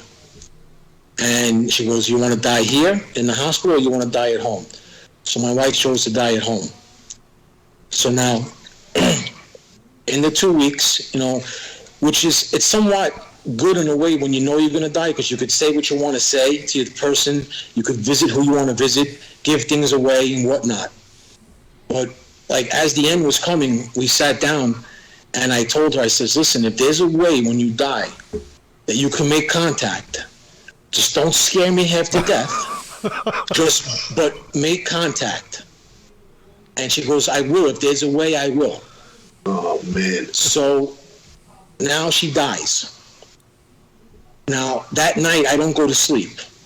I stay up till about 6 a.m. I finally go to sleep. I go in the room, my daughter's in the room, she's sleeping, I jump into bed, I have a 6-year-old. Oh. And she's sleeping, I'm on the other end, I shut the TV off, I go to sleep. Now, the room that was sleeping in was one of my guest bedrooms, but my wife liked that room when she was sick because it was easier to stay downstairs than rather to go upstairs. All of a sudden I'm sleeping and I feel something smack me in my foot. I wake up. Now I look at my daughter, she's still sleeping. I sit back down. I go to sleep again. I just fall asleep. Now I feel something hit my leg. It happened 3 times. Wow. So now I come out, I'm all like, the hair on my back is standing up, because I have no hair on my head. And I walk into my living room, and I just start swiffering the floor, the Swiffer mop? Yeah. So I start swiffering my thing. Now, it's about 8 o'clock in the morning. The TV turns on. And it's the channel that I always watch, the Food Channel. But it's an infomercial, but it's 231. I used to tell her to put 231 on all the time for me. So 2 other things happened, and then that was it. I never had any type of things happen after that. So I believe that when you die, you're given a certain amount of hours or days, couple of days, to linger around a little bit. So there is definitely something more to this, because this is firsthand that's happening. Right. And we made a deal. I says, if you could contact somehow, contact. Now, they always say also that when someone dies, they can come back as one of those red birds or those blue birds. You ever see the blue jay? Yep. Okay. Now, she died January 16th. I just passed. There was 4 foot of snow outside. I'm plowing my driveway, and now I pull down the block, and a blue bird and a red bird is following alongside my car in the winter. Wow. So it makes you wonder. It makes you wonder. Can I tell a quick story, Frankie? Jump in. Yeah. Jump in. Such a tough story. But, now that you said that, my father passed not too long ago, around Thanksgiving. And we're all in the hospital. We know he's got a few hours left. Everybody's sitting there. At 11:06, the fire alarm goes off. Okay? Now, he was a lieutenant for 25 years in New York Fire Department. The alarm goes off for no reason. There's no smoke. There's no fire. The firemen come, and they shut it off at 11:11. Okay? At 11:11, the doctor marked down that my dad passed. Wow. Why did that fire alarm go off? There was no fire, no smoke, nothing. And my mother was in the waiting room, and she swears she saw my father go by and wave. It makes you wonder. It really makes you wonder. No doubt. Yeah, amazing. It's weird, the things that happen, and it's just, we kind of just dismiss these things as I didn't see that, or I didn't feel that, and that's why kids feel this and see ghosts, because they have that ability to not judge and they don't have that negative. They're innocent. They're innocent, right? And I'm going to jump in on a quick story of what happened with me when I was living over in Farmingdale. I bought this house. The old man had died in the house, right? His name was Mr. Botch. He ended up dying. It was a bungalow type of house. Me and my first wife moved in there. My daughter was probably about 4 or 5 years old, right? She had her own room, and she would come out of the room. She would scream in the morning. She goes, "There's a ghost in my room. There's a ghost in my room." And I was like, "No, there's no ghost in your room. There's nothing, blah, blah, blah," right? And me being a cop, I'm like, you know what? I'm going to do a friggin' lineup. You know what? So what I did was I did a photo array. What else? To a 4-year or 5-year-old kid. So I put a whole bunch of pictures together, right? And one was this guy, Mr. Botch, this old man. So I put a whole bunch of old men together, and I showed my daughter. My hand to God. My daughter picked out Mr. Botch. She goes, "That's the man that sits in my rocking chair at night." Yeah, I was like, holy crap, we're moving. We're out of here. It really, it sent chills down my spine. Thinking about, my daughter just picked out this guy out of a lineup, of an old man who she never met him. She didn't know who he was. She never seen him before. But she goes, "That's the man who's sitting in my rocking chair." Freaky. How'd you sell that house with a disclosure you had a ghost in one of your bedrooms? Well, it was the divorce settlement. I actually didn't get to sell the house. I kind of got kicked out. Left the rest up to my ex-wife. One time Smiley was going through some books, right?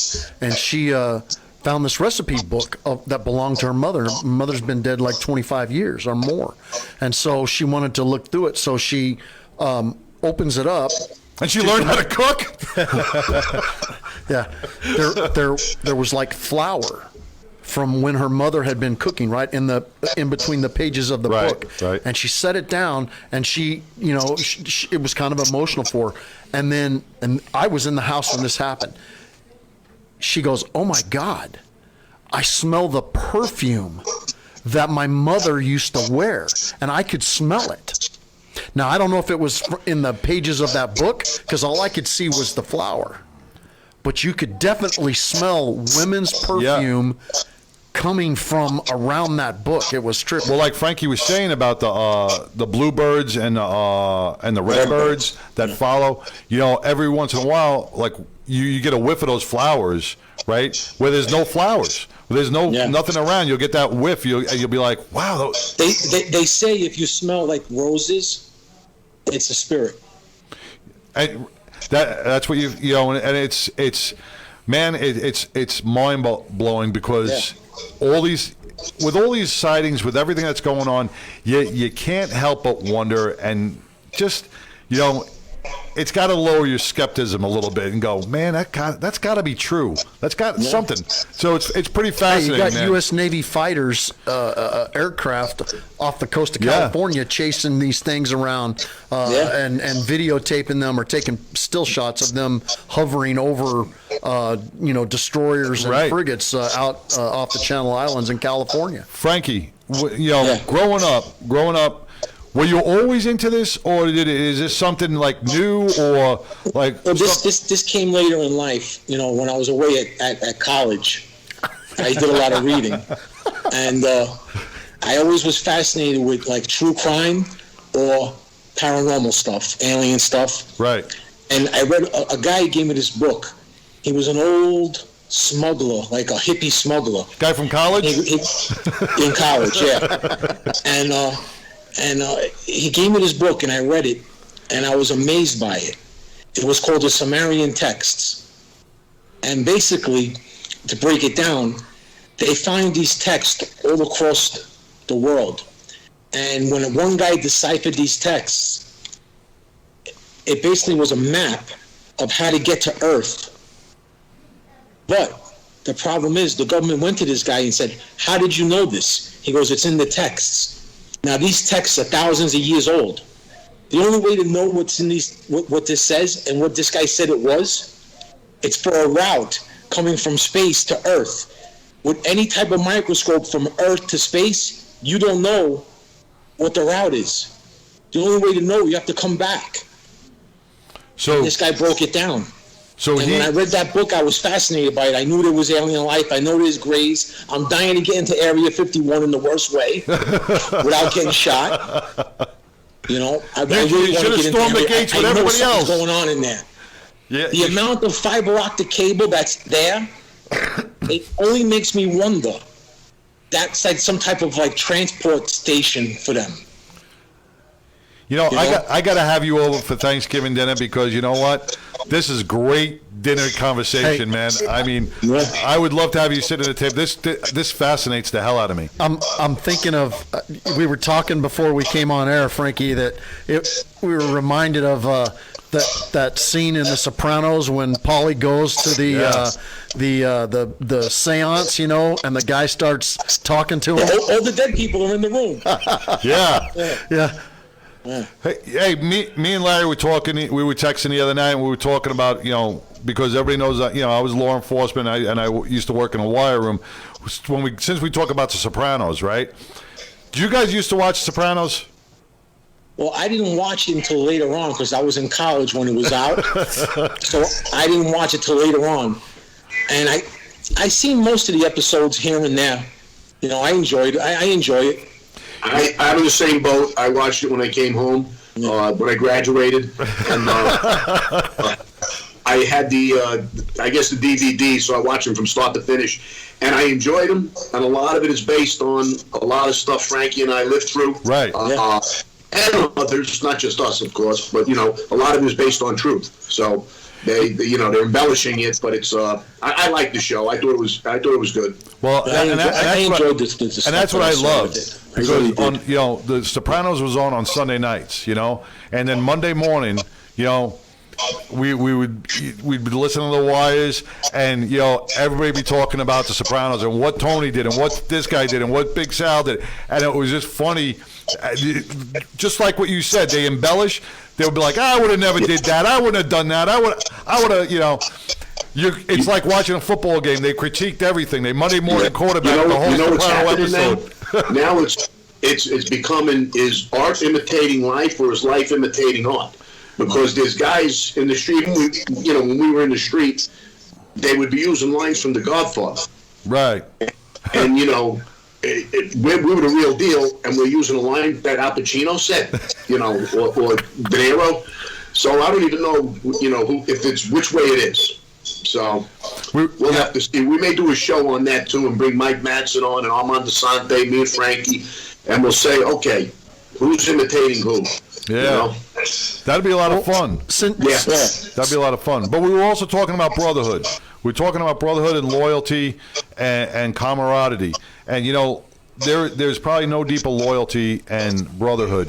When we talk about the motorcycle clubs, we're brothers. But you know what? The families, they're tight. They have a brotherhood that goes beyond that goes beyond camaraderie. Right or wrong, guys? It's something that you know what it is. You're around it so long that your friends do become your brothers. Right. Like Larry's my brother. That's right. He's my brother. But the loyalty goes deep. The loyalty goes. It's deep because you have a lot of history and you do a lot of things together. Some things good, some things bad, and the history, the love, and it just carries throughout life. Yeah. You live through it, you survive, and you keep going, and you help, and. We've got a good clique of guys that are still together, and like you said, we're our own brotherhood. We I agree with you. You guys run by a certain code, and it's honor. It's so when we talk about our brotherhood in the police department, or we talk about our brotherhood in the motorcycle club, it's no different than the code that either an outlaw group, biker group runs, or La Cosa Nostra or the families. It's a way of life. It's a way of it's something that you grew up in, and it's something that you honor and cherish. And I always said, you are what you are. We are what we are till the day we die. Yes. Just because we went a different direction, or we put ourselves on the shelf, however you want to look at it, you can't take away what we did, what we made ourselves. It's going to be that way forever. That's right. But and that's what it is. It's still a brotherhood. It's still a code of honor, and it's still what you are. Yeah. And that's Larry and I had this same conversation a few weeks, 2-3 weeks ago, and one of the things that about brotherhood, even under trying circumstances, when we had Jay Dobbins on, when he infiltrated the Hells Angels, right? Billy Queen, when he infiltrated the Mongols, some of the most the just badass people, right? And he said he felt genuine affection for some of those guys because he was with them every day. Yeah. He was riding with them. He was doing, different things that were required of him in the course of his duties. And he said it was very hard. Both of them said this, that it was very hard for them emotionally when it came time for them to separate and, for the people they had lived with for the last because you know the real person. You meet the real person. Yeah, you meet the real person. Exactly. Brian, let me throw something in if you don't mind. Sure. You guys saw the movie Donnie Brasco? Yeah. Yes. Okay. You saw how close he got with the crew? Yep. That he almost lost his way. He forgot who he was. And there's also a movie, I would think you guys saw it. Frankie, if you didn't, you got to watch it, called Beyond the Law. It's Charlie Sheen plays an agent that infiltrates the biker gang. Yeah. And he forgot who he was. He started, and Mike Madsen was in that too. And that's where you talk about that fine line of loyalty and trust. And these guys, forgot. They went in to infiltrate, and they both went over the line. You know, in both of those movies, one was real. Well, you know, I think The Law was also based on a true story. Well, what you find out, and Larry, this is what you find out too. You know, is everybody sees the bad side of everybody, right? But when people infiltrate different aspects of either the mob or a biker gang or some certain cartel, you know, and you start breaking bread. And you start sitting down and you start learning the real people and you start watching the same TV shows and you start interacting as human beings, you know, nobody's different. The business may be different, but the humanity is the same. You know? Well, you know, I've been saying when people ask me different questions, there's 1% of every walk of life, every organization, from politics to races to motorcycle gangs to Italian clubs. There's 1% that are just bad. Right. In everything. Cops, you know, they want to blow it up too much because, you know, that 1% of cops, that's what they want to focus on, not the 99% good. So I believe that 1% and even racism, it's the same thing. I think they're overplaying the race card in politics today and destroying us because of it. I know a lot of people of different color and different races. We don't hate each other, so I don't know what the hell they're talking about. Yeah. But 1% of everything is bad. That's my point. Yeah, you had a good post the other day, your little rant, which I kind of enjoyed. You know, it's exactly what he just said, man. It's that 1%, you know, that the media focuses on that makes everything look bad, you know, and they want to divide everybody else. Yeah. It's about playing by the rules. Yeah. It's So about Frankie, the respect. Larry, what do you got coming up in the works? You know, I still got to get you a book. I definitely want to read it. But you have anything else in the works coming down the pike that you can talk about? That you can talk about? We're just waiting for that to end. The pandemic, so we could start getting to work. The producer that Frankie and I are both working with wants to do a show on gambling. That'll be a once-a-week show, and I'm going to host it. And as Frankie knows, I've been an expert in that business since I'm 15 or 16. And I think it'll be a good show. We have a lot of good stories to talk about in gambling, a lot of ins and outs.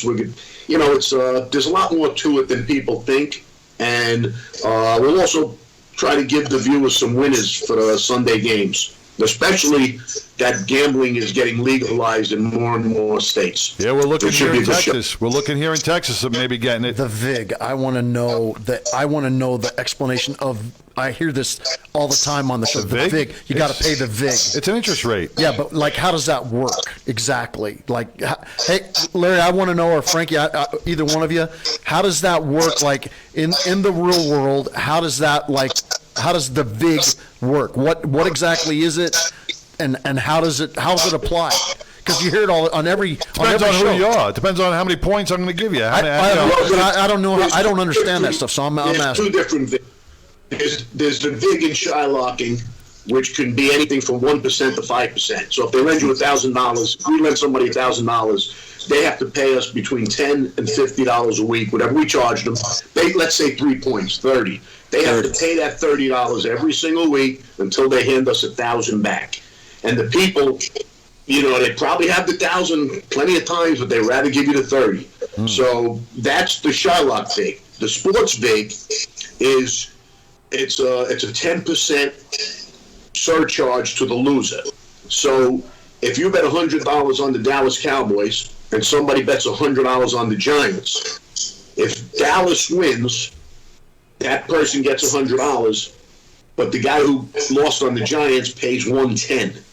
So $10 the VIG makes $10. Yeah. And if the other way around, if the Dallas, wins the game, loses the game, that Dallas fan pays $110, and we hand the money to the Giant fan $100. There's $10 built in, and there's also built into parlays and round robins and teasers. The percentages were put there way back in Meyer Lansky's days, and they're still. If you listen to those percentages, you can't lose. Just like Vegas, just like the house.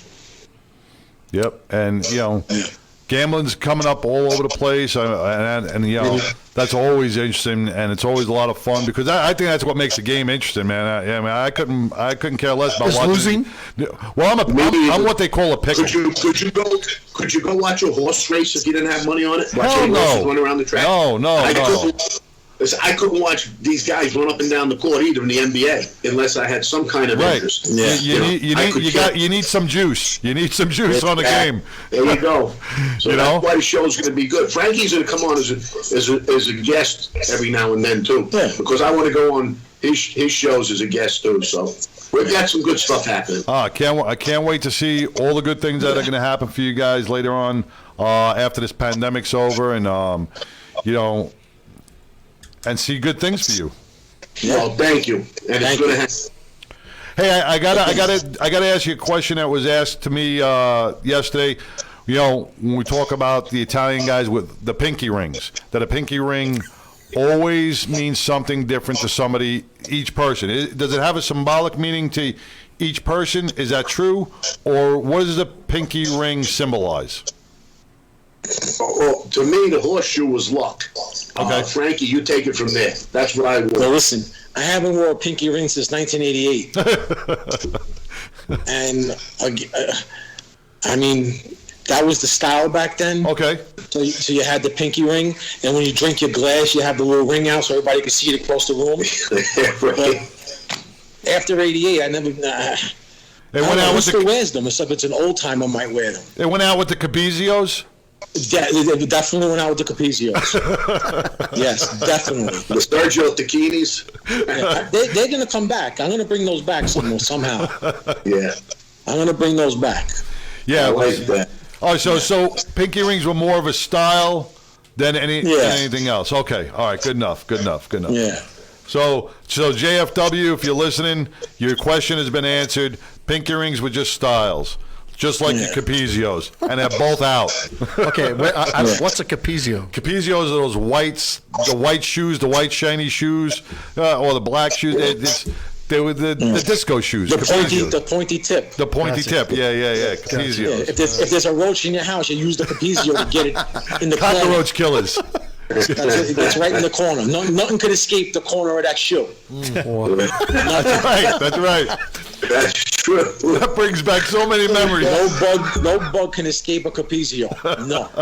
All right. Well, listen, Frankie. Now that you've been on the show, you are welcome back anytime. We love having, I appreciate this, fellas. having Larry on. It was a pleasure. It's been great talking to him. We've learned a ton. I've learned a lot. I told you, I knew you guys would love Frankie. I'll come back down the road. So listen, I got my project. It's going to be filming soon. And we're going to talk about it once we're able to talk about it. You're going to love it. Okay. Well, we'll help you promote it. We'll get it out there. Whatever you need from us, we'll be more than happy to support you. Thank you. I appreciate it, fellas. You're welcome anytime. Larry, Frankie, thank you guys for spending, a good bit of time with us today. We do really appreciate it. And again, you're welcome back anytime. Hopefully, we'll be talking to you in the near future. Yep. God bless. Hey, Brian, one last thing. Yes. I told Frankie about the cruise. Yes. He's in. Awesome. I'm pretty sure. He's in. I'm in. Listen, I love cruises. I usually do 3 or 4 a year. Wow. Larry and I have been talking about this, right? And I think it's like just seeing how popular this whole thing is. You know, just people are, the American public are fascinated with mob stories and especially people that were there. Frankie's you're gonna come on a cruise on the high seas? Yeah. I'll tell you what. If he comes on the cruise, he'll be our co-host. He'll be our special co-host through the whole cruise. Come with us. You co-host the show with us on the boat. Yeah. Listen, I'll do it. I'm there. Okay. You got an open invite. HighSeasRally.com. Use 99% as your promo code. We'll get credit for that. Yeah. Drinks are on us. Yeah. So yeah. I really enjoyed. What boat we're taking? Which Mariner of the Sea. Yeah, it's Royal Caribbean. All right. Royal Caribbean. Royal Caribbean. Yep. It's leaving out of Canaveral Friday, October 22nd. Okay, I'm definitely going. All right. We'll look forward to that. That'd be great. I'm going to bring the crew with me. Yeah. Hey, Larry, you know what that means, right? You got to go. You got to go too, and we might just give them a little taste ahead of time. Yeah. Sounds good. It's in your backyard. Hey, we can do a whole good show. We could do a show. It would be awesome, wouldn't it? And they can promote their stuff on Hell the ship. yes. We could do a whole night of just the radio show with Larry and Frankie. That's a that great would be idea. awesome. It would be awesome. Yeah, we got to set that up, guys. That would be cool. It'll be a lot of fun. All right. Be a lot of fun. All right, gentlemen. Thank you very much. All right. We'll talk to All you right, soon. thank you, Yeah, fellas. God bless. Take care, All right. guys. Frankie, I'll talk to you, pal. Take care, Larry. All right. Take care, All right, brothers. guys. Go. Bye-bye. Always a pleasure, man. Always a pleasure. Frankie seems so. I mean, a big. He's probably got a big teddy bear type of guy, man. A genuine type of guy. I can't help but think when we were getting ready for this, though, you referenced like everything mobsters with The Sopranos, right? Right. And I remember when Paulie and Christopher they go out in the woods there and they're chasing that Russian guy out there. Yeah. You remember that? And they get lost and they're spend the night in the van. Do you remember that? Yeah. I just having and then what was Tony's brother-in-law, the really big guy? Oh, I forgot. Remember his he name. comes Yeah. out in the camouflage in the woods to help find him. You know what Mongo said before, and what Larry said. It's probably really hard because we don't know Frankie and like to take him serious. But he's like, yeah, I got a witch doctor, a witch doctor, a priest, a rabbi. You were out of the room, and we all go into this but it sounds like the start of a joke, and you don't know where he's going with it, and I don't want to laugh, but I want to laugh because I'm like, is he serious? Is there going to be a punchline to this? But and then he's out in the woods digging holes, and you know what? My comedic side really opened up on that. I was biting my tongue when he said he was when he's out in the woods and he was all by himself. I'm like, we are just digging holes and we were filling them up later on, scoping out areas. But you know what? If I don't know whether he'll come on that cruise or not. Oh, that would be amazing. That would be amazing. That would be awesome. That'd be a lot of fun, man. Oh yeah. Oh, it would be fun. Can you imagine? The just hosting the show on there with Larry and Frankie doing their whole just sharing their stories and would be intriguing for 3,000 people on that boat. Here's the thing, too. We had the first time we had Larry on, we had Sammy the Bull Gravano on, right? Everyone that follows that kind of thing knows who Sammy the Bull is, right? He came on the show. He was very real. I mean, it was a great show. Hell yeah. Just to be clear, but Sammy, our podcast is doing a little bit better than yours. Just saying. They did what they, as Larry said it. They did what they did. They paid the consequences. Right. They paid the price. They went to college. They went to college, and we certainly don't condone criminal acts. We're we're on the other side of that. But I will tell you this: in my conversations with him, he has been 100% gentleman the whole time. Totally respectful, total gentleman. Well, and this is where what we were just talking about respect. Well, and how people, the guys that infiltrate, because business is business, personal is personal. So when you infiltrate either the mafia, one of the families, or you infiltrate a biker group, or whatever, a criminal organization, you start learning the people on a personal note, and you find out that they're just as human as we are. Yep. It's the business that changes. The people aren't different. It's the business. And what Larry said, the 1%, yeah, you got the friggin' serial killers out there that are killing 19, 20, 30 people randomly, but and just for sport, here business is business, personal is personal, and that's where it's hard when you talk about infiltration of certain organizations, because you see the personal side of that person, and it's like, wow, you're real. You're not a criminal. You're doing bad shit, but you know what? You're a human being. Yeah. So. Oh yeah, no, it was by no means long term like these gangster infiltrations, but I did that when I was working narcotics. I'd go over to a guy's house and sit down, have a couple beers, watch a football game with him. And then when the arrest finally took place, and I finally presented myself, his question to me was, no, he goes, you're not a cop. He goes, how can you do this? He goes, we're friends. Right. Yeah. Like it's a fine line, and it's a tough line to walk. And like you said, you're shooting the shit. You're watching a football game with a guy, and you know you're going to bust him. That's tough, man. That's a tough thing. Yeah. And that's why there was always respect between certain law enforcement and guys in the family, because we treated them with respect. And like Larry said, we would never cuff them. We wouldn't cuff anybody in front of their kids. We wouldn't cuff them coming out of their house. We'd walk them to the car. We'd put them in the front, put them in the front seat and treat them with respect. It was a cat and mouse game. It was, they knew the consequences. We all knew. Hey, if you got away, hey, God bless. We'll get you next time. It's like hide and seek, But you never. They've always treated us with respect, and vice versa. And that's how you got it. That's how you got to. That's how you have to do it. You never disrespect anybody for anything. For whatever their life is. I wish we could get into, or we were able to know like the true story of some of these government operations, where the government goes to them. And I was just, as you were saying, the government's probably worse than the mafia. It is worse than the mafia. I was thinking of World War II, right? The government was really concerned about the docks, in New York City. Right. And the government, the FBI, they actually reached out and they made a deal with Lucky Luciano, who was whatever they call the Godfather at the time, the guy. And I read all kinds of stories about this where he reached out to the folks in Sicily because they were getting ready in 1943 to do the invasion of Sicily, and he played a huge part in helping facilitate the defeat of the Italians in Sicily, the Italian army and the German army in Sicily, so that when the Americans invaded, the invasion would go smoother, right? Because they didn't like the government of Mussolini anyway. And then they got an agreement with him to help out at the docks, so that there wasn't work stoppages and the pilfering that kind of stuff that goes on. And then they turned around and screwed him over. The government screwed him over, of course. Yeah. The government is just the when you talk about the families and the things that they did, right?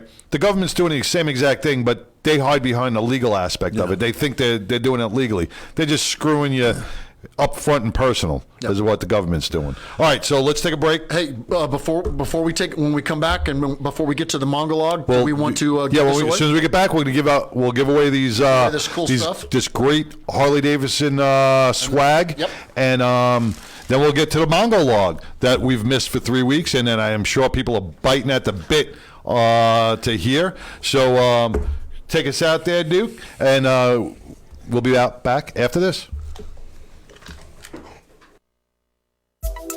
We all know that safety comes first, but you don't want to look like your parents are sending you on a bike ride. Here at Micro DOT Helmets, we're focused on lightweight DOT certified helmets that protect and still look great, so you don't have to look like that mushroom from Super Mario. If you do have an accident, we'll ship you a fresh new helmet. Real lifetime warranty, only at Micro DOT Helmets, a veteran-owned business.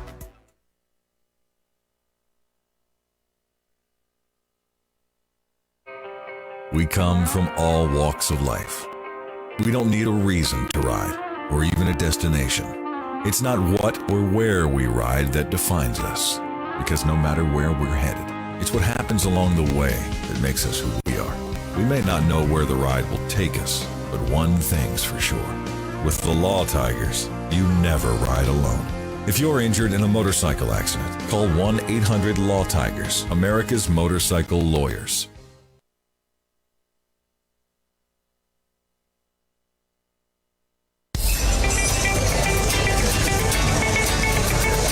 Fifth Avenue Nutrition of Garland is a twist on your normal coffee or donut shop.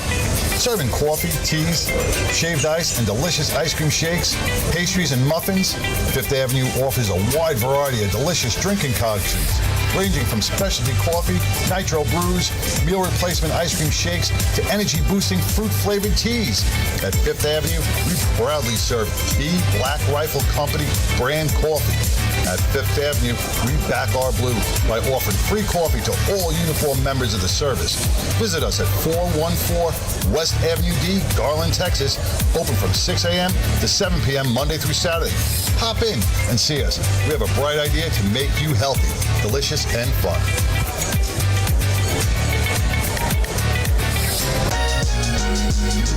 52 hosted by Tria. Every Wednesday at 11 a.m. Central. Families and professionals alike, at times, need a safe space for themselves and an opportunity to work through different life obstacles. So on 52 hosted by Tria, you'll be able to call in, vent, and just talk about situations going on in your household. Tria will provide you with info, resources, and maybe we can all help each other out for the greater good. It's 52, hosted by Tria, every Wednesday, 11 a.m. to 1 p.m. Central on Fishbowl Radio Network. Jump in. Hello, we are It's About the Kids Incorporated. We are a 501c3 nonprofit organization that operates out of Dallas, Texas. Our mission is to focus on the kids of today who will become the youth of tomorrow and the adult of the future. Today, tomorrow, the future. Empowering the community one family at a time. You can reach us at all social media platforms at It's About the Kids or online at www.itsaboutthekids.org. Where we mentor a child, save a life. Here's today's STEM tip. Don't throw out that old plastic bottle. Repurpose it by turning it into an awesome terrarium. Just fill it with sand, pebbles, soil, and your favorite plant. It'll grow sealed right in its own ecosystem. Learn more at She Can STEM. A message from the Ad Council. Hey, this is Stevie B with the Am I Worth the Time show, host of the year 2020. Want to encourage you to keep it locked right here at Fishbowl Radio Network. Y'all be safe, you hear? All right, welcome back to the award-winning 99% Radio Network here in the Fishbowl. We had a great conversation with Larry Mazza and Frankie Steele Pontillo. Man, it was interesting conversation. It took a couple of left turns, man, and there were things that really amazed me about his paranormal, looking into Sasquatch and stuff. You wouldn't think that, but if he's a big dude, man. If there's anybody who's going to go face Sasquatch, Frankie's the man to do it. Get past those stereotypes because we always think of them. You talked about the pinky ring and the pointy shoes. Yeah. And you don't go out in the woods like that. You wear camouflage and crawl. You got to get past that. Right? You got to get past. And I do that in my set sometimes. On stage I'll be like, yeah, that's why there's no mafia here in Texas because can you picture three guys in Armani suits and Frankie was dressed up in a suit.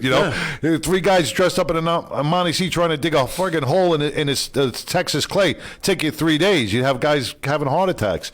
But once again, let's get back. We want to do this giveaway, this wonderful swag from this leather apparel and biker gear from Dallas Harley Davidson. They were generous enough to let us give this away. So we will give this away to the next caller who is either going to book or has already booked his spot on the High Seas Cruise in October. So our number is 214-556-6239. That's 214-556-6239. So if you've booked your cabin on the High Seas Rally or you are going to book, give us a call and you can win this great this is biker swag. Yep. It's about $350 worth of stuff. Nice little could be a toolkit, could be all kinds. I mean, it's all kinds of stuff pretty cool right there. And this nice little accessory pack here, Overwatch luggage is what Harley Davidson calls it. Caller number 3. If you want it. Well, no, it's just number 3. No, it's just the rules. Yeah. What'd I say? What'd you say? He said the next person. Do you listen to me? Yeah. Okay. I thought you said 3. God dang. Said the next caller who has booked. The third. I thought you said the third person that's done that. No. Then we'd be here all night. All right. Look, the phones are ringing off the hook. You're wearing green pants. You're planning on booking, and you've got an aunt named Rose. The third caller. That's a great rule. Come on, $300 worth of Harley Davidson biker gear, and if you are booked on the High Seas Rally, it is all yours. All you have to do is give us a call at 214-556-6239, and this stuff will be yours. You can pick it up at the Ocho Awards, or you can pick it up on the cruise ship in October. But this stuff is all yours if you are booked. 214-556-6239. To the next caller, with those qualifications, man. He just gave us the cue to keep going. Thanks. No, well, you were going to stop, weren't you? I was going to start running around not knowing what to do. I thought you were looking for Aunt Rose and somebody in green pants. I was going to go out and call myself. I'm calling number 3.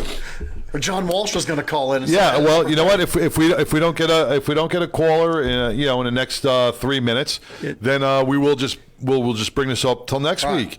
We'll hold it. We'll hold it 3 more minutes. Yeah, and then we'll do the Mongo log. Yeah, JFW was going to call until I threw the Aunt Rose out there. He was like, "I got this, I got that." Aunt Rose. Speaking about JFW, let's talk about let's real quickly just jump onto the Omega Gamma Delta Iota fraternity out of Grapevine, who through the support and efforts of other fraternities and organizations, John put together a canned food drive for the project called Project Help for Bedford Methodist Church. As we all know, that the food pantries have been depleted due to the pandemic, and through all John's hard work and getting people to donate some food, they got about 600 cans and 600 cans of food and different non-perishable items to donate to the Bedford Methodist Church. So kudos to the Omega Gamma Delta Iota fraternity out of Grapevine.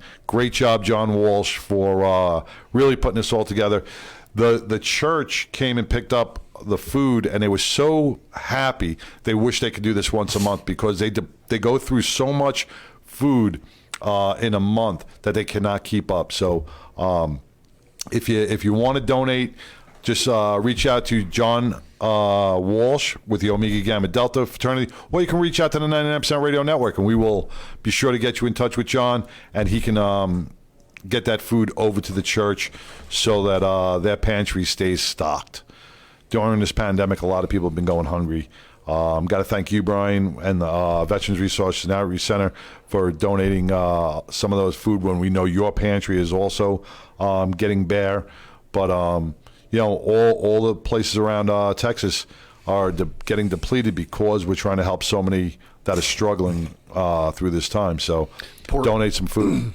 Poor Jude's been trying to call, but she can't get through. She can't get through? No. Is she dialing the right number? I don't know. Well, she was on a conference call.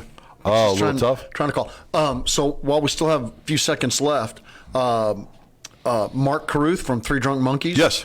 Just sent a message in saying that they have, and we listen. If you want a band to come to a party, or if you own a bar, or they played at Nicky's the other night, nice Italian place. Yeah, or you have a club, a clubhouse, and you want to throw a party, or you use the VFW like we do. Three Drunk Monkeys knock it dead. They're great. He just sent me a message that they've out of pocket. They hired a sound and light guy to do sound and lights. That's what a sound and light guy does, right? To do sound and lights. Okay. Oh, I thought he ran for governor. They didn't hire him to cook. we hired a sound and light guy to drive the car. The sound and lights. So they wanted to up the game for the. Would you hire a guitar player to play the drums? Maybe. I know. I'm just screwing with you. They're trying to up their game at the Ochos, right? Oh, awesome. So they've hired somebody professional to do that stuff. To do what stuff? Play the guitar and the drums. But anyway, I thought that was very cool. Yeah. Man. They're doing their part to try to support. So a big shout out to the Three Drunk Monkeys. You can find them on Facebook at DFW Dance Band. They're the bomb. Great friends of this show. They did our their opening theme for us, and I love those guys. Coming out of a pandemic where things are starting to open up now, you want to book them quick. You want to book them fast, because they are gonna fill up their touring schedule real quick now that Texas is open 100%. A lot of bars and a lot of restaurants. I know they booked at Nicky's the other night. Nicky's is a great Italian place that's got an outdoor area and a big venue over in North Richland Hills. They've been playing a lot of places locally. They O'Shea's here in Bedford. They've played a couple times. So check them out, Three Drunk Monkeys. And you know what? Like you know why I really love those guys, besides the fact that I've known Mark for a long time now, is that it's the respect that band shows to our veterans and first responders. Yes. Every show. Every show. Yep. Mark does that. Mark says that every show he'll dedicates to the veterans and the first responders. So we are about. No one else is going? Yep. That's it. All right, so we will carry all this swag off until next week, which I know it pisses you off because now you got to carry it back down out of the studio. But the swag may be put away, but the best is yet to come. Oh, yeah. Are you ready, dude? Let's get ready for the monologue. And this one's going out to Victoria.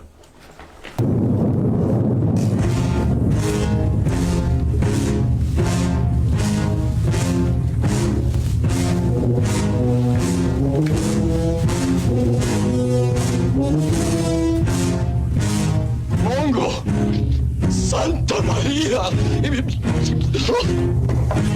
I'll believe it. And maybe one of you friends and neighbors kind of gather around and holy shit!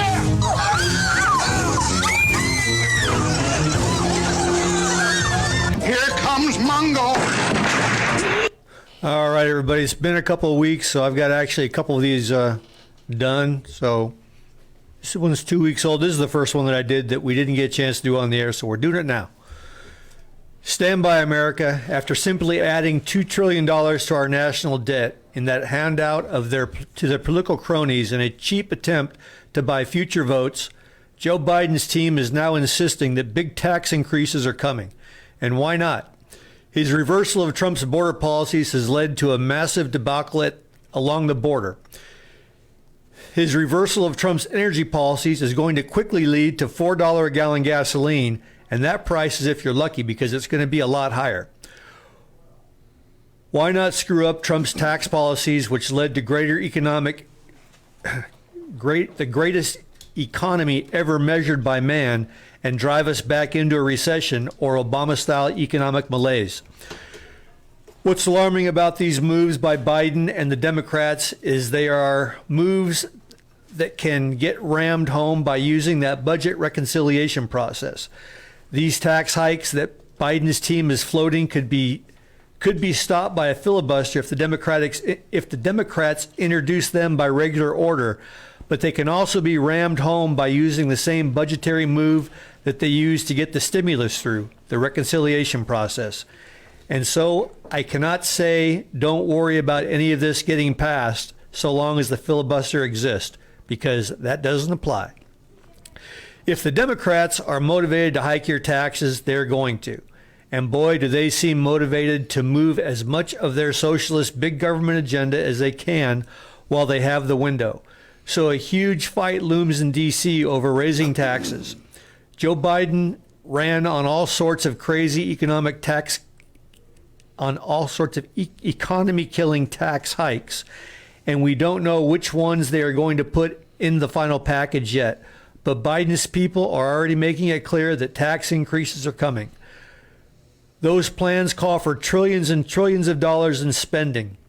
Let's go conservative and say the Democrats settle on another $2 trillion for infrastructure and $3 or $4 trillion for climate change measures. Now that's nowhere near AOC's proposed $90 trillion. Listen, $90 trillion is what she... $90 trillion. Dude, $90 trillion. Why not? So let's just... It doesn't matter. It's just numbers on a piece of paper. Yeah, they're just printing it out. Yeah, what? It's just I think it's trillion. like a Xerox it's machine. It's a number. $90 trillion Green New Deal, but it will be sold as a start. I watched an interview like I said, I wrote this a couple of weeks ago. I watched an interview just this morning with AOC. She admitted that $90 trillion added to our already unsustainable budget deficit seems like a lot, but the jobs it will generate and the ultimate outcome easily pay off this debt. Easily pay off this debt. We can't pay off the 20-some-odd trillion that we owe now, but we're just going to add $90 trillion. It's nothing. It's nothing. Now, putting that much more debt onto what we already have could ultimately collapse our economy, correct? Dude, we're getting there, but We're yes, getting there, right? absolutely.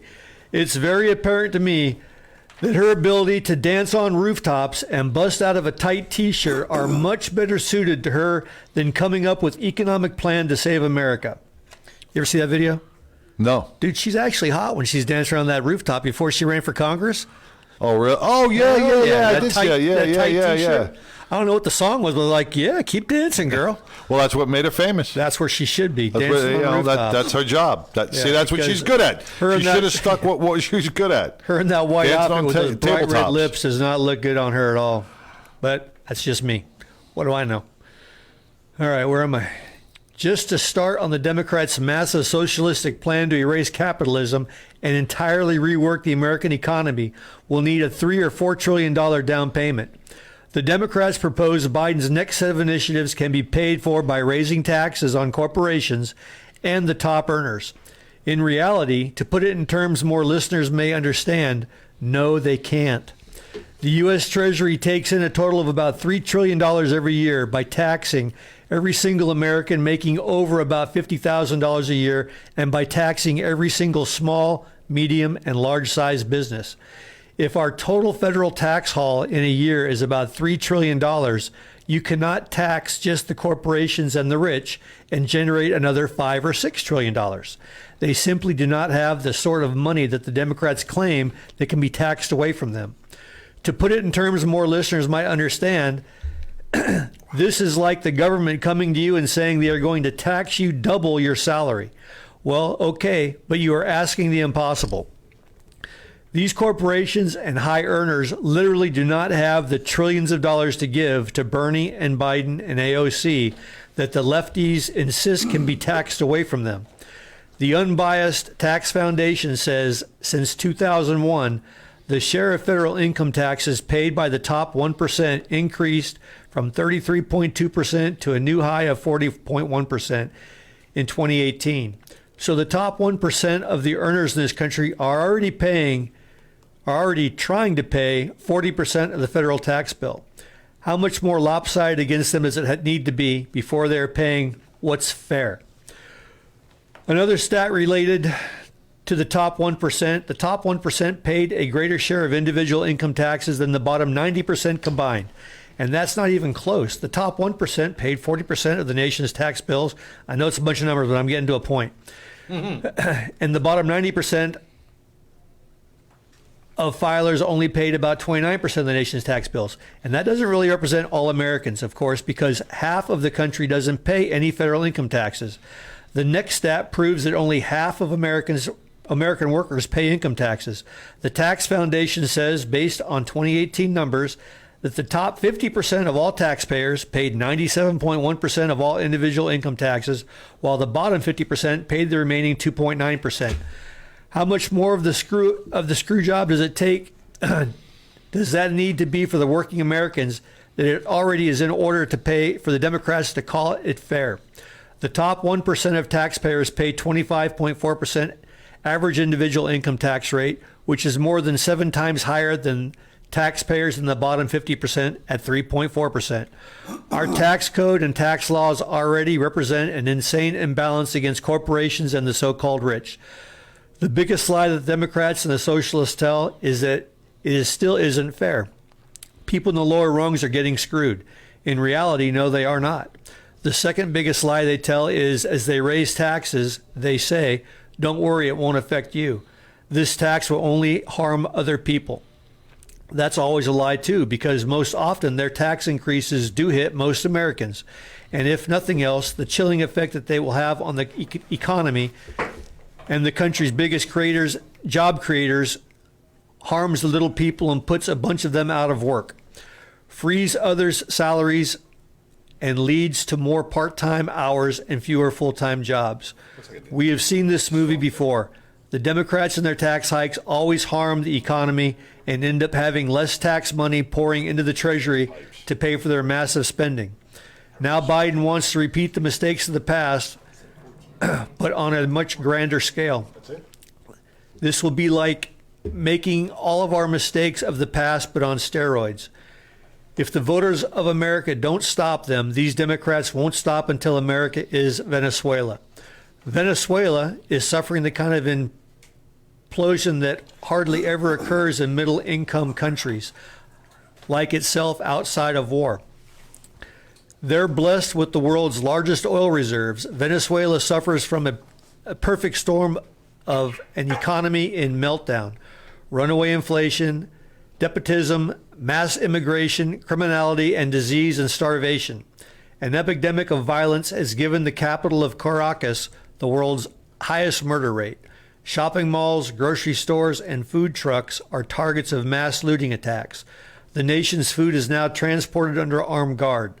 Drug trafficking has emerged alongside oil production as a source of income for those close to the ruling elite.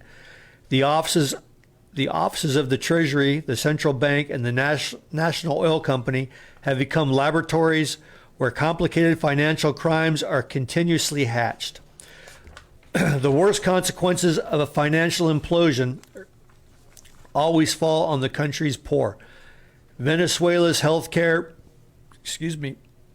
and medicine have reverted back to 19th century conditions. Hobbled by the nationalization of farms as well as price and currency controls, Venezuela can no longer feed its people. Fields now lie fallow for lack of fertilization or equipment. Even if food were available, 61% of Venezuelans live in extreme poverty, and 9 out of 10 citizens say they do not have enough money to feed themselves. Half of Venezuelan children now miss school due to hunger. Venezuela has not always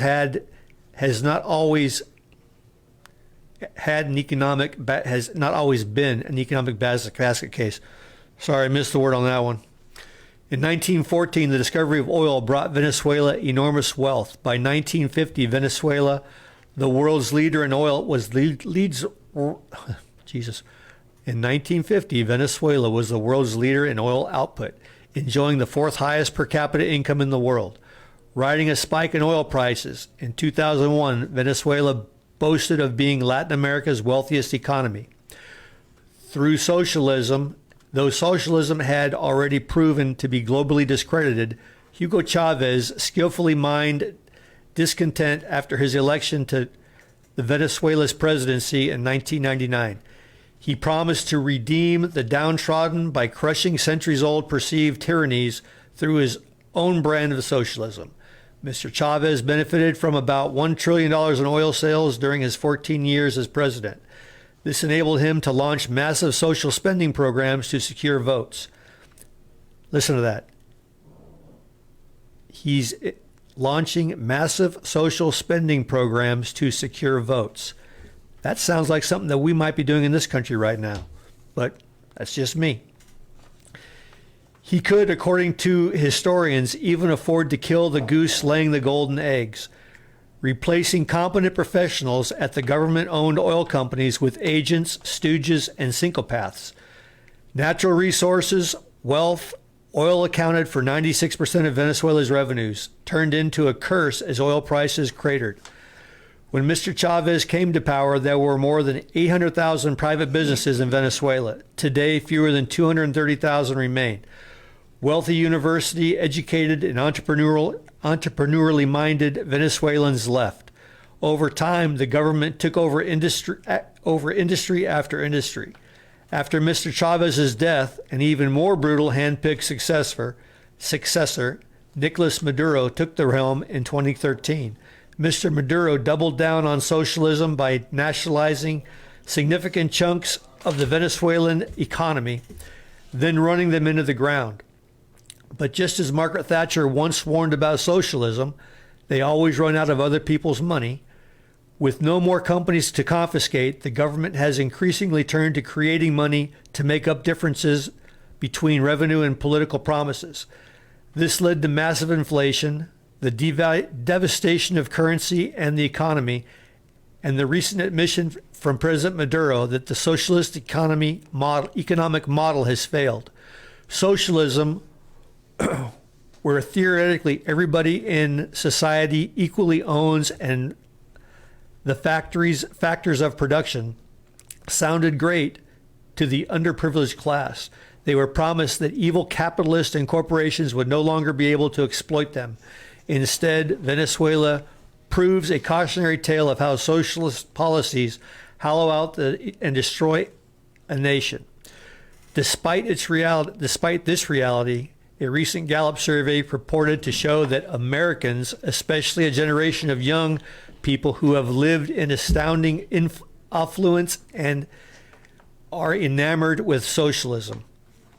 It has been just over a generation since the failure of Soviet communism and the most extreme of many forms of socialism. In spite of that history, a growing population of young people now have a more positive image of socialism than they do of capitalism.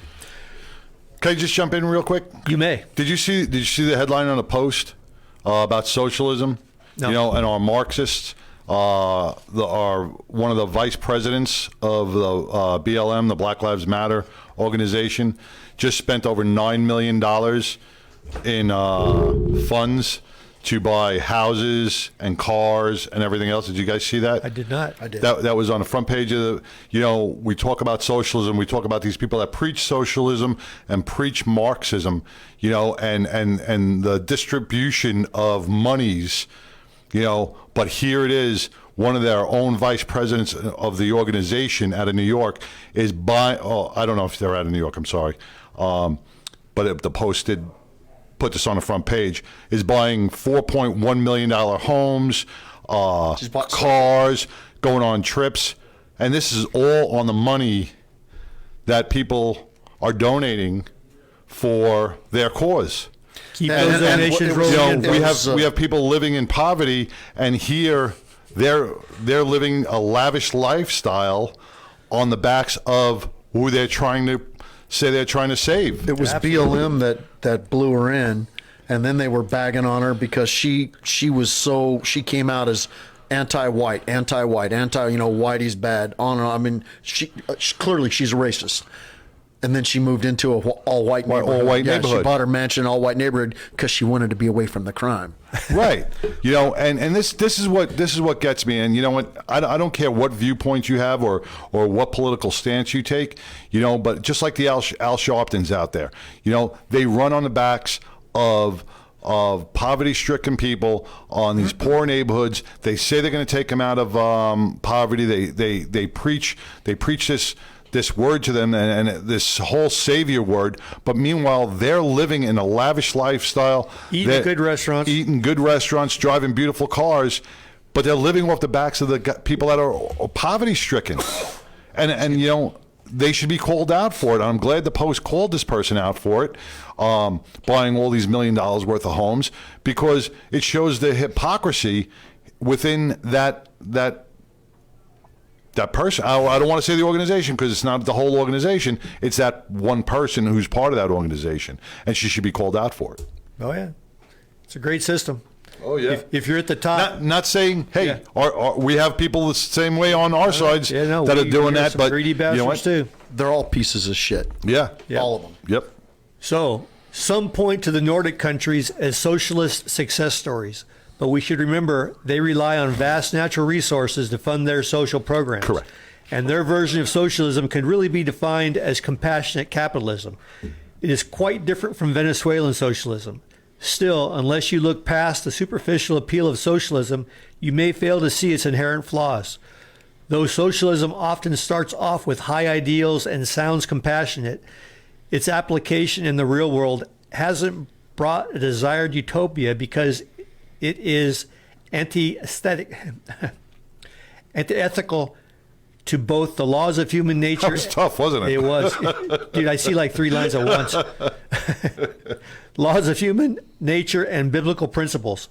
Venezuela is a graphic example of the greatest potential danger of socialism, corrupt, tyrannical dictatorships. Wow. You ain't doing that with a couple of shots of whiskey. You almost want to say tyrannical Rex, but then you see it's not Rex, it's dictatorships.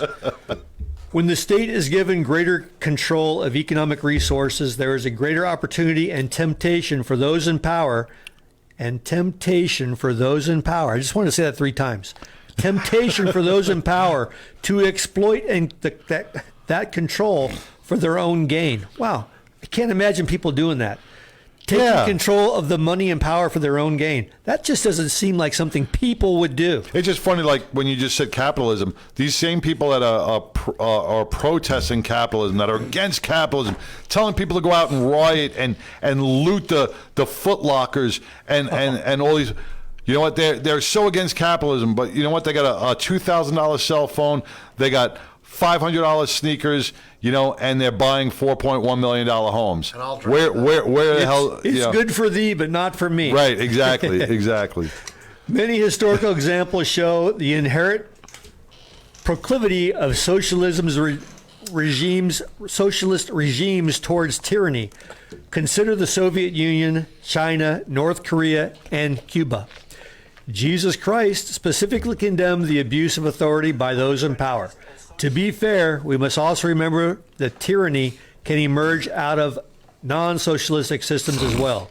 But history shows that socialist or communist regimes are particularly susceptible to this danger. More fundamental to socialism's failing, though, is that intentionally buries God, substituting as false messiahs human leaders who promise security and blessings. The Bible is very direct about the necessity for individuals and societies to care for their poor and helpless. God also condemns greed and neglecting to care for the needy. But it also teaches that a laborer is worthy of his or her wages and that workers should be able to enjoy the fruit of their own labor. What the philosophy of socialism fails to account for and cannot control is covetousness and greed, lusting for and desiring the wealth of others. One could argue that these are the underlying motivations of socialism. And yes, one could also argue the same to be true of capitalism and any other human government for that matter. The fact is, humanity's track record for ignoring God and governing ourselves in any form inevitably leads to disappointment and failure. When you consider socialism, Winston Churchill, discernment of the dogma's false promise of danger was right. He stated, "The inherent virtue of socialism is the equal sharing of misery." He also said, "Socialism is the philosophy of failure, the creed of ignorance, and the gospel of envy." Winston Churchill's wisdom is increasingly being ignored, especially in Great Britain and the United States. Younger generations have been raised in broken education systems, replete with more equivalency. Don't look at me like that. No. Joe Biden moved his bust, the bust of Winston Churchill, gifted to the United States by Great Britain, out of the Oval Office. Yeah, well, I don't doubt that. He's a dumb shit. Yeah, and a jaundiced view of their own nation's history.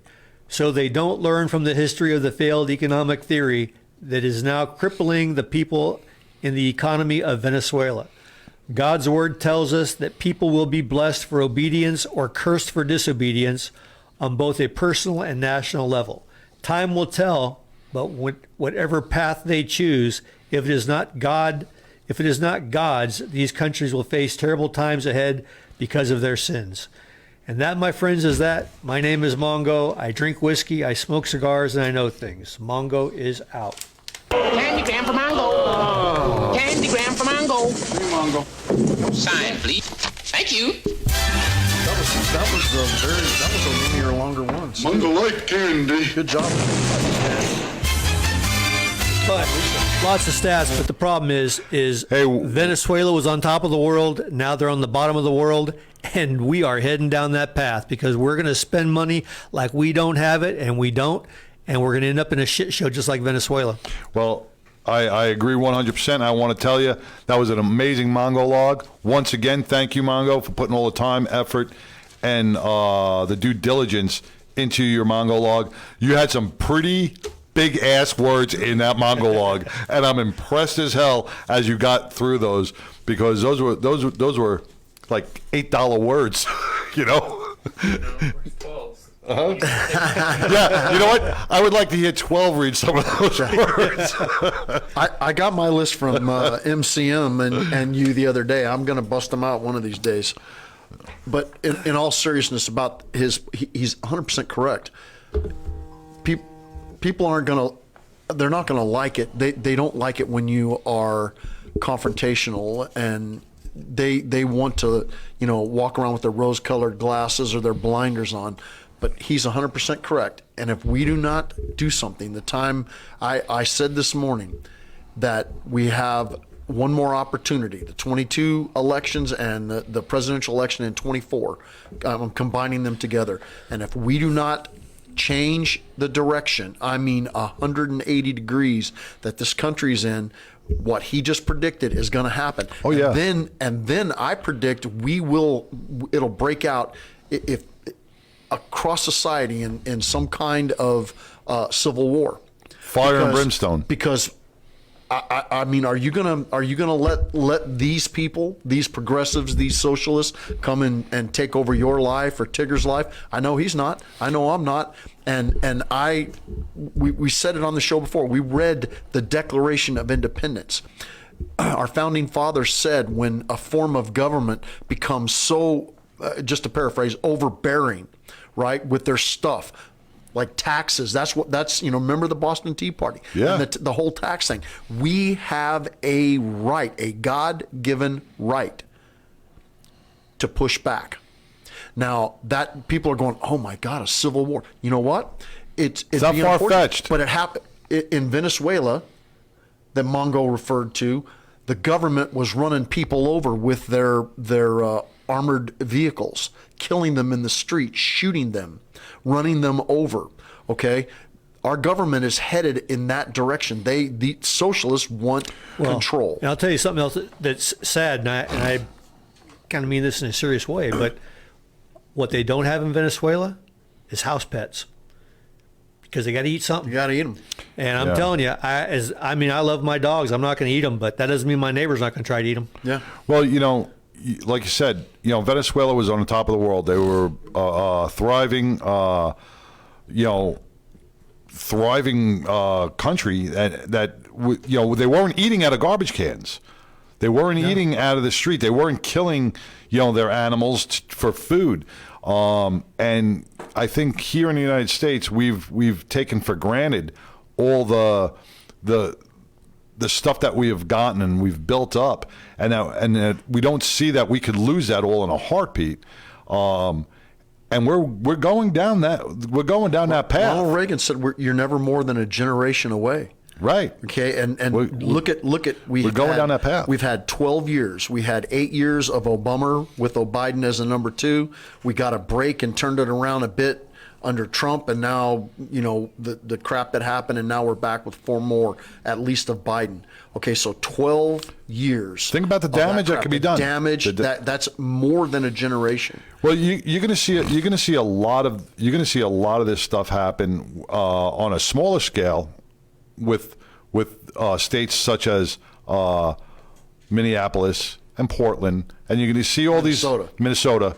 You're going to see all these states that are actually going to collapse because of their progressive and socialist ideas. And it's sad that people who've built businesses, entrepreneurs who have been there for years, that want to thrive, that want to make their money and do well for their families, are going to collapse in an economy that they're not going to be able to sustain. They're just not going to be able to do it in. When we talk about gas prices, we haven't even hit May yet, and historically, all the time around Memorial Day, gas prices go up anyway. What's going to happen? Are we going to see the $4 gas price? Are we going to see the $5 gas prices in some states? Yeah, and what's going to happen? People aren't going to be able to afford to go to work. They're coming out of the pandemic. They've depleted whatever they had, and now they're going to be getting hit with. My father-in-law told me he was looking at New York, and the bridges going from Queens to Manhattan. It's almost $14 to just cross over. The Manhattan, these bridges were never that much money. Wow. The Verrazano Bridge is almost $18 to cross over from Brooklyn to Staten Island. How do you afford going to work every day? I'll tell you what, I think, we do a lot of joking and cracking and having fun on this show. The Mongologs are very serious. Usually about serious stuff. It's rare. It's about, bathroom etiquette or something like that, something funny.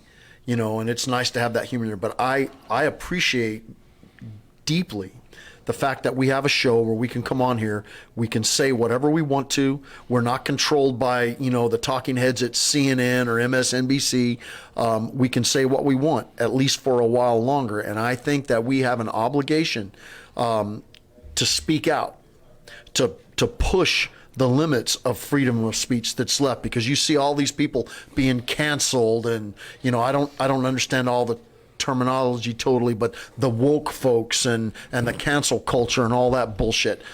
We're not going to be canceled. We're going to speak out against this stuff and push back against these people that are destroying this country. Well, that's why Fishbowl, the Fishbowl Radio Network, and Fishbowl Communications under Sammy G. Sammy is a free speech activist. She gives platforms to everybody. Not just us. She gives platforms to Republicans, Democrats, Socialists, whoever it is. She knows the right of free speech, and everybody has the right to free speech. And God bless Sammy G for allowing us to have this platform, because there are a lot of networks that you cannot say that Mongol log, that you would not be allowed to be able to say what you want, what you feel. You have to go by a script, and everything here is real. And Sammy G's built this Fishbowl for the last 11 years, and allowing the 98 other shows and the 98 other hosts to be able to do the same thing. So you know what? We are blessed, and we don't ever want to lose this right, that we can't have a Mongol log, or we can't speak our minds. Yep. All right. You don't have to agree with us. You don't have to. You don't have to like what we have to say. This is our opinions. These are our feelings. And you know what? You can turn the channel just like anything else. Or you can call in on the telephone and give us your opinion out loud. Well, that's right. We'll talk to you. Listen, but we joke about it, but there could come a time when there's consequences for doing that. Just like it was for our founding fathers who paid a price for signing their name on that declaration and making those declarations. But I think those words ring so true today. If you read them, and I read them frequently, you have to stand up. We have to take a stand. This is the greatest country that God ever created. It is a great country. Now, there are other really good countries, but there's so much good that comes out of the United States of America. Nothing good's going to come out of it if we go the path that Mongo just laid out. We'll end up as a third world shithole. Yeah. That's and you go to some of these places in the country, the little pockets of cancer, like Minneapolis, Minnesota. It's a shithole. And because we have politicians that bring people from shitholes here for whatever their reasons, maybe to give it a better life. Maybe some of them get a better life, but I've seen, I don't know, you've probably seen video from some of these places, and they're shitholes. They look just like they looked if you could take that neighborhood and transplant it to Somalia, and it wouldn't look any different. I mean, oh my God, I've seen video from friends in New York. You can raise your hand. Yeah, got a question? Duke's calling in. I've just seen the change in New York City from Giuliani to de Blasio, the difference in the streets. And, I see people driving down the streets, and you see garbage picked up. Drug dealers, drug addicts, guys strung out on heroin, people pissing in the streets. What corporation wants to move there? Did you see that? The one with Philadelphia? That was the one in Philadelphia with that one, and then the one in San Francisco in Nancy Pelosi's district. Rocky and I last 2 years ago took a vacation in San Francisco, and we were in a very nice hotel. But as soon as you walk outside, people are sleeping on the sidewalk. People are shitting on the sidewalk. Literally, you have needles, puddles of piss. To walk out of the hotel was a shithole. Yeah, and that's the entire city's like that. It's going to get worse before it gets better. And like I said, we only got about 4 minutes to wrap this. Purge, buddy. We're going to purge. We only got 4 minutes before we wrap this up. But once again, Mongo, informative, great job. Yeah, it was amazing. I want to thank our calling guests, Larry Mazza and Frankie Steele. That was a great interview. It was a lot of work on getting Molly Hatchet back. We had some phone Bruce issues Ingram there. back. Yep. But we had a lot of fun with, we did talk to him. It was like 45 minutes before the show. He was actually he called on Eastern time. He thought we were doing Eastern time instead of Central time. So yeah, and that usually sometimes happens. Hopefully we can get Jose here, Hernandez from Fustino's hand rolled cigars. Because my brother-in-law was texting me. He's like, "Hey, free Swagger cigars." I said, "I don't know. He's not here." So we hope we have him next week, and we just keep trucking along. The Ocho Awards, and you can check out all those flyers that we put up for all our clubs that have some events going out from now throughout the summer. Some good fundraising events. Tomorrow night, I will be at Six Springs Tavern in Richardson for the Six Springs comedy show. Join us, man. It's going to be a lot of fun, a lot of laughs. Get out of the house. It costs $10 at the door. Have some great food and some great drink and laugh your ass off. 22nd, Walk the Bridge is coming up. We're going to have a special presentation by Senator Bob Hall's office. I think Sergeant Major Vic will be there. Senator Hall's down trying to get Texas the right to open carry across the state. Let's hope he succeeds along with everyone else. I saw the Democrats and the new chief of police of Dallas are railing against it. I don't even know what these people are thinking. But Walk the Bridge, the 22nd, special presentation. We're going to be recognizing someone that is representative of that whole damn effort on the bridge from A to Z. And when I found out about it, it can be an honor. I'm honored to be there and be in this person's presence as he receives the honor. Excellent. Mongo, anything? Nope. I'm good to listen to you guys sign off. All right, man. Well, this is 99% Radio Network with Sideshow 12 and Mongo. Catch us every Wednesday. Catch us every day. We're somewhere. We're doing something. And keep those flyers coming in. We're here to promote every motorcycle club across the country and throughout the world. Don't forget the Ochos, April 30th at the Heller Shrine Center in Garland. So until next week, man, remember, today is not the day to give up. And if you could be anything in this world, please be kind. Be kind.